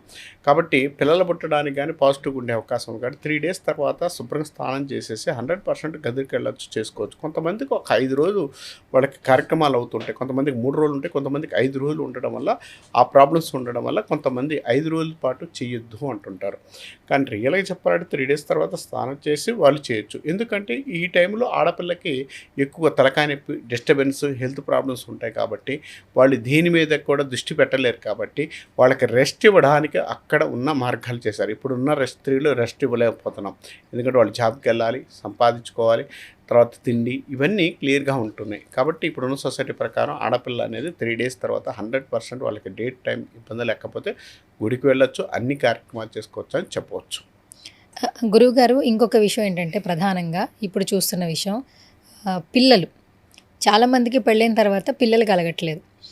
ప్రధానంగా ఎందుకు కలగట్లేదంటే వాళ్ళ హెల్త్ ఇష్యూస్ అన్నీ ముందు డాక్టర్ని కన్సల్ట్ అవుతున్నారు. డాక్టర్ తర్వాత ఇంకొక జ్యోతిష్కుడిని కూడా కన్సల్ట్ అవుతున్నారు. మాకెందుకు పిల్లలు పుట్టట్లేదు, మా జాతకాలు చూడండి అంటే మీకు కొన్ని దోషాలు ఉన్నాయి, అందుకే పిల్లలు పుట్టట్లేదని వాళ్ళు చెప్తున్నారు. డాక్టర్ దగ్గరికి వెళ్తుంటే మీరు సరైన ఫుడ్ తీసుకోవట్లేదు, మీ లైఫ్ స్టైల్ మోడిఫికేషన్ మార్చుకోండి అని ఇటు డాక్టర్ కొన్ని సజెషన్స్ ఇస్తున్నారు, జ్యోతిష్యుడు కొన్ని రెమెడీస్ ఇస్తున్నారు. నిజంగానే జాతకపరంగా పిల్లలు పుట్టకపోతే ఒక మంచి జ్యోతిష్కుడిని కలిస్తే ఆ దోష నివారణ జరిగితే వాళ్ళకి పిల్లలు పుడతారా? ఎస్, అలాంటివి నేను చాలా చేశానండి. దోష నివారణ అయితే 100% పిల్లలు పుట్టడానికి అవకాశం ఎక్కువ ఉంది. ఎందుకనంటే ఇక్కడ మీకు చిన్న చెప్తాను. జాతకంలో పంచమ స్థానంలో బాగోలేనప్పుడు, అది భార్య కానీ భర్త కానీ ఇబ్బంది ఉన్నప్పుడు ఆ ప్రాబ్లం అనేది ఫేస్ చేసే అవకాశం ఎక్కువ ఉంటుంది. పిల్లలు పుట్టకపోవడం, పిల్ల ఇబ్బంది కలిగించడం. నాకు ఇంకొక విషయం చెప్పాలంటే, డాక్టర్స్ పిల్ల పుట్టిన వాళ్ళు దేవాలయానికి వెళ్ళి పిల్ల పుట్టిన వాళ్ళు కూడా చాలామంది ఉన్నారు, మనకు చెప్తూ ఉంటారు, చాలామంది చెప్తుంటారు. కాబట్టి జాతకంలో ఉన్న గ్రహస్థితులు ఏదైతే ఉన్నాయో దాన్ని క్లియర్ చేసుకుంటే దోషం అనుకోకుండా ప్రాబ్లం అనేది తగ్గడానికి, అనుకూలమైన ఫలితాలు ఇవ్వడానికి, పాజిటివ్ ఉండడానికి అవకాశం ఎక్కువ కలిగి ఉంటారు. కాబట్టి ఎవరికైతే ప్రాబ్లం ఉందో, ఎవరికైతే ఇబ్బంది ఉందో దాన్ని క్లియర్ చేసుకోగలిగితే వాళ్ళకి సంతానం, ద్వితీయ సంతానం పుట్టచ్చు, 3 పుడతారు, 4 పుడతారు. అంటే జాతకంలో పంచమ స్థానంలో రాహు కానీ శని కానీ కొన్ని గ్రహాలు ఉంటే ఏంటంటే సంతానం కలగడంలో లేట్ చేయడానికి అవకాశం ఉంది. కొన్ని గ్రహాలు, కుజగ్రహం ఉందనుకోండి, గర్భదోషాలు అవుతుంటాయి, అంటే ప్రెగ్నెన్సీ దగ్గరకు వచ్చి వెళ్ళిపోవడం, ఇలాంటి సిచ్యువేషన్స్ ఎక్కువ ఉండే అవకాశం ఉంది. కాబట్టి ఎక్కడ ఏ ప్రాబ్లం ఉందో చూసుకొని దాన్ని తగ్గట్టు క్లియర్ చేసుకోగలిగితే ప్రాబ్లం అనేది సాల్వ్ అవడానికి అవకాశం ఉంది. జ్యోతిష్యుడి దగ్గరికి వెళితే ఫస్ట్ జ్యోతిష్యుడి దగ్గరికి వెళ్ళి మీరు డాక్టర్ దగ్గరికి వెళ్ళండి. ఎందుకంటే జ్యోతిష్యుడే మీకు కంపల్సరీగా చెప్తాడు, ఏమండి ఇది మెడికల్ లేదా దైవికమా? మెడికల్ అయితే మెడికల్కి వెళ్ళమని చెప్తుంటాం మేము. నేను దగ్గరకు వచ్చిన వాళ్ళు చాలామందికి మెడికల్ అండి, ఇది మెడికల్కి వెళ్ళండి, మీకు సంతానం మామూలుగా పుట్టకపోతే ఐవీఎఫ్కి వెళ్ళండి, కొన్ని మార్గాలు చెప్తూ ఉంటాం.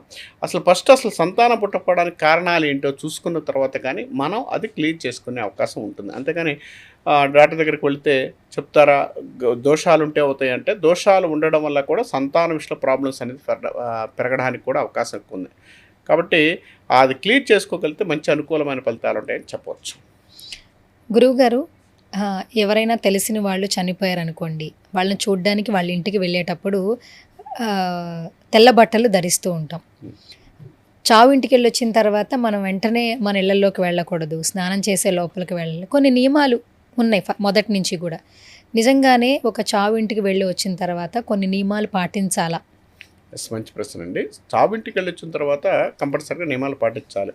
మన చావు అనేది నెగిటివ్ ఎనర్జీ. అంటే ఒక చచ్చిపోయిన వ్యక్తి దగ్గరికి వెళ్ళేటప్పుడు నెగిటివ్ ఎనర్జీ అనేది మనం క్లియర్ చేసుకుంటూ వెళ్తాం. అంటే అక్కడికి వెళ్ళిన తర్వాత మనకు నెగిటివ్ ఎనర్జీ మనతో పాటే వస్తూ ఉంటుంది. ఈ నెగిటివ్ ఎనర్జీని తగ్గించుకోవడానికి మన పూర్వీకులు ఏం చేస్తారంటే, ఇంట్లోకి రాకముందే స్నానం చేసి తలస్నానం చేసి ఇంట్లోకి రమ్మని తన మీద పసుపు నీళ్ళు, తర్వాత గోమూత్రం ఇలా చల్లుతూ ఉండేవాళ్ళు. కంపల్సరీగా ఎందుకనంటే నెగిటివ్ ఎనర్జీని తగ్గించడానికి తొందరగా మనకు ఆకర్షించేది బట్టలు. అంటే నెగిటివ్ ఎనర్జీ అంటే ఒక చనిపోయిన వ్యక్తి యొక్క నెగిటివ్ ఎనర్జీ, ఆ ఎనర్జీ మన ఇంట్లోకి వచ్చి ఇబ్బందులు పడే అవకాశాలు కూడా ఉంటాయి. కాబట్టి ఈ నెగిటివ్ ఎనర్జీని మనం ట్రావెల్ చేయకుండా కొంత పాజిటివ్గా ఉండడానికి మనకి ఇంట్లోకి వచ్చే ముందుగానే తలస్నానం చేసేసి అది చేసుకోగలిగితే చాలా మంచి పద్ధతి, చాలా అనుకూలంగా ఉంటుందని చెప్పవచ్చు. ఇప్పుడు ఇంట్లో ఒకరు అంటే తండ్రి చనిపోయారనుకోండి, తర్వాత బాధ్యతలు కొడుకు తీసుకుంటారు. ఆ కుటుంబంలో కొడుకు లేకుండా కూతురు ఉన్నారనుకోండి, సో ఆ తండ్రికి తలకొరువు పెట్టే సిచ్యువేషన్ వచ్చినప్పుడు ఆడపిల్ల తలకొరువు పెట్టకూడదు, మగపిల్లవాడే పెట్టాలి. ఆ కుటుంబానికి సంబంధించిన ఎవరో ఒకళ్ళు ఒక అబ్బాయే తలకొరువు అనేది పెట్టాలి అని అంటూ ఉండేవాళ్ళు. సో దీన్ని ఎంతవరకు నమ్మాలంటారు? ఒకవేళ ఏదైనా దైనందినీయ స్థితిలో కన్న కూతురే కన్న తండ్రికి తలకొరువు పెట్టే సిచ్యువేషన్ వస్తే ఆ ప్రక్రియ చేయొచ్చు అంటారు? ఇప్పుడు చాలామంది కూడా కన్న తండ్రికి కూతుర్లే పెడుతున్నారు. మన సోషల్ మీడియాలో చూస్తున్నాం. ఎందుకు పెట్టకూడదు అన్నామంటే, కూతురు ఇక్కడి నుంచి వేరే ఇంటికి వెళ్తుంది, వేరే ఇంటి పేరు మారే అవకాశం ఎక్కువ ఉంటుంది. ఇంటి పేరు ఎప్పుడైతే మారిపోతుందో అప్పుడు ఈ సాంప్రదాయానికి వాళ్ళు పనికిరారని పక్కన పెట్టారు. కాబట్టి అందువల్ల ఏంటంటే కూతుర్ని పెట్టరాదు అంటారు. కొడుకు ఇంటి పేరుని ట్రావెల్ చేస్తాడు కాబట్టి ఆ తండ్రికి పుణ్యామ నరకం నుంచి, అంటే కొడుకు అనేవాడు ఒక తండ్రికి పున్నామ నరకం, అంటే ఈ నరకాల నుంచి తప్పించడానికి అవకాశం ఎక్కువ ఉంది. అంటే శ్రాద్ధ కర్మలు చేసిన తర్వాత పిండ ప్రదానం చేయాలి. అంటే పిండ ప్రదానం 10 సంవత్సరం అతని పేరు చెప్పుకొని పిండ ప్రదానం చేసే అవకాశం ఉంది. కాబట్టి కంపల్సరీగా ఏంటంటే కొడుకు చేస్తే ఆ పిండ ప్రదానం తొందరగా తల్లిదండ్రులు చేరుతాయి, వాళ్ళ ఆత్మలు శాంతిస్తాయి, మంచి లోకానికి వెళతారన్న ఉద్దేశంతో ఆ విధానాన్ని మనకు ప్రవేశపెట్టారు. కానీ ఆ విధానంలో మనకు ఉందా లేదా, ప్రాబ్లం ఉందా లేదా అనుకుంటే మాత్రం ఆ విధానంలో క్లియర్గా ఉంది, మంచి పద్ధతే. ఎందుకంటే అది ప్రాసెస్ బాగుంటుంది. కాబట్టి ఆడపిల్ల అనేళ్ళకి ఏంటంటే తొందరగా చేయలేరు, వాళ్ళ 3 days అని, తర్వాత వాళ్ళ కుటుంబ పరిస్థితుల వల్ల కొంత ఇబ్బందులు అనేది ఎక్కువ ఉంటాయి. కాబట్టి ప్రాబ్లం అనేది అవుతుంది. కాబట్టి అప్పుడు ఆ రోజులు వద్దన్నారు.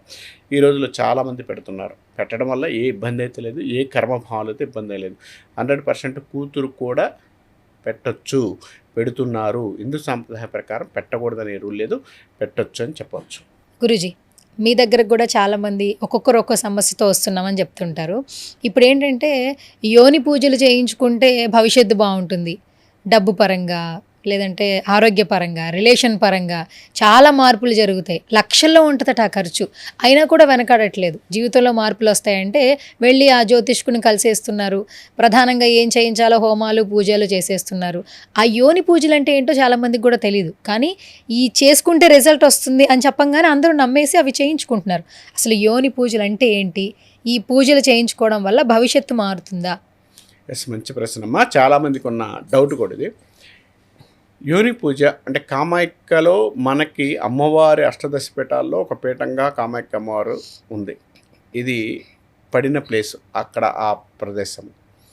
ఇక్కడ ఒక పూజ చేసుకోవడం వల్ల ఇది జరుగుతుందా? దీన్ని తంత్ర విధానం, మంత్ర విధానం 2 రకాలు ఉన్నాయి. మంత్ర విధానంలో కంపల్సరీగా మనం ఏదైనా పూజ చేసేటప్పుడు అమ్మ లలిత సహస్రనామం చదువుతాం. లలిత సహస్రనామంలో కూడా కామాఖ్య గురించి మనకు ఉంది. లలిత సహస్రనామంలో చదివే వాళ్ళకి చాలామందికి తెలుసు, తెలియని వాళ్ళకి మనం మాట్లాడేదే లేదు, ఒకసారి చూసుకుంటే అది అర్థమవుతుంది. ఇక్కడ 2 విషయాలు. కామాఖ్యలో ఈ యొక్క యోని పూజ అంటే యోని అంటే ఏంటి అది ముందు చెప్తాను నేను. యోని అనేది యొక్క జననానికి కలిగిన ప్లేస్. అంటే ఎవరన్నా ఒకరు పుట్టాలి అనుకుంటే దాని నుంచి పుట్టడానికి అవకాశం ఉంది. ఇచ్ఛ, జ్ఞాన, క్రియ అంటే 3 ప్రాంతాలుగా ఉంటుంది. యోని పైభాగాన్ని క్రియగాను, తర్వాత రెండో భాగం ఎడమ వైపు దాన్ని ఇచ్చగాను, క్రియగాను అంటే రైట్ సైడ్ ఉన్న ప్రాంతాన్ని క్రియగాను అంటాం. అంటే మనిషి జీవితంలో ఏ క్రియలు జరిగినా కూడా దీనిలోనే తిరుగుతూ ఉంటాయి. అంటే ఎక్కడ ఏది చేసినా కూడా వీటిలో తిరుగుతూ ఉంటాయి అని చెప్పొచ్చు. అందుకనే యోని అనేది ప్రపంచంలో కానీ ఏదైనా కూడా సంహారానికి అంటే శత్రువుల సంహారం కావచ్చు, యోగాన్ని ఇవ్వడానికి కూడా ఈ యొక్క యోని పూజ అనేది చాలా బాగా పనిచేస్తుందని చెప్పవచ్చు. ఎందుకంటే తంత్రంలో ఇంకొక విధానం చెప్పారు. తంత్ర విధానంలో ఈ అమ్మవారికి యోని ప్రాంతం పడిన ప్రాంతంలో ఏంటంటే కంపల్సరిగా ఆ యొక్క సంహారం జరిగితే, అంటే ఎక్కడైతే జంతు బలులు, తర్వాత క్రియాయుగం అంటే అక్కడ మందు కావచ్చు ఏదైనా కూడా ఇవి పోసి దాని యొక్క హోమాలు కానీ క్రియ కానీ చేస్తుంటారు. దీనివల్ల కొన్ని అనిల్ అంబానీ కానీ, తర్వాత ముఖేష్ అంబానీ కానీ చాలా పెద్ద పెద్ద వాళ్ళు చేస్తున్నారు. ఇది క్రియ అయితే ఉంది, అంటే రిజల్ట్స్ వస్తాయి. క్రియ అయితే ఉంది, రిజల్ట్స్ ఉన్నాయి. కానీ కొంతమంది చెప్పినట్టు నేను దాని మీద మాట్లాడదలుచుకోలేదు. కొంతమంది చెప్పినట్టు దానిలో ఏదో అవుతుందని చెప్పను. కానీ అందరికి కూడా యోని పూజ పనికిరాదు. అందరికీ అన్నం అదే పనికిరాదు. మనకి అన్నం తింటే ఉత్తర భారతదేశంలో గోధుమలు తింటారు, రొట్టె తింటారు. కాబట్టి ఎవరికి గ్రహస్థితి బట్టి, ఎవరి సిచ్యువేషన్ బట్టి వెళ్ళగలిగితే దాని యొక్క రిజల్ట్ వచ్చే అవకాశం ఉంది. నీకు అదే పట్టుకొని నేను 20 లక్షలు అప్పు చేసి వస్తాను, నేను కోటీశ్వరుని అవ్వడానికి అది చేస్తే వస్తుందని చెప్పడం కరెక్ట్ కాదు.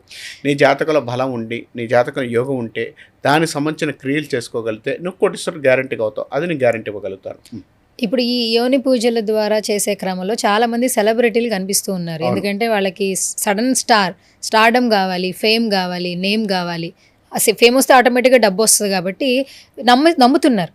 నమ్మడానికి కారణం ఏంటంటే ఇక్కడ మీకు ఒక అర్థం కావట్లేదు. జాతకానికి సంబంధించినంత వరకు కూడా ఒక 6 నెలలు సంవత్సరం తర్వాత, ఇప్పుడు మీరు సంవత్సరం తర్వాత మంచి సినిమా యాక్టర్ అవుతున్నారు అనుకోండి, ఎగ్జాంపుల్ సినిమా యాక్టర్ అవుతున్న వాళ్ళు సంవత్సరం తర్వాత అయ్యేదాన్ని ఒక 6 నెలలు 3 నెలలు క్రియాయోగం అంటే యోని పూజ కావచ్చు, తర్వాత దానికి సంబంధించిన బలి పూజ కావచ్చు, తర్వాత బగలాముఖి కావచ్చు, మాతంగి కావచ్చు, దక్షిణకాళి కావచ్చు, తర్వాత భైరవు కావచ్చు, కాలభైరవ త్రిపుర భైరవి కావచ్చు, చిన్నమస్తా కావచ్చు, ఇలాంటి నేను కూడా దశమహావిద్యలు ఏ క్రియ అనేది నీకు ఉపయోగపడుతుందో దాన్ని బట్టి చేసి 6 నెలలు జరగాల్సిన పని 3 నెలలు తీసుకురావడానికి అవకాశం అయితే ఉంది. ఇది 100% చెప్పచ్చు. అంటే అన్నిటికీ సర్వరోగానికి నివారణకి జిందా తిలిస్మాత్ కాదు. అంటే ఎవరి జాతకం బట్టి, ఎవరి సిచ్యువేషన్ బట్టి అది అవకాశాలు ఎక్కువ ఉంటాయి.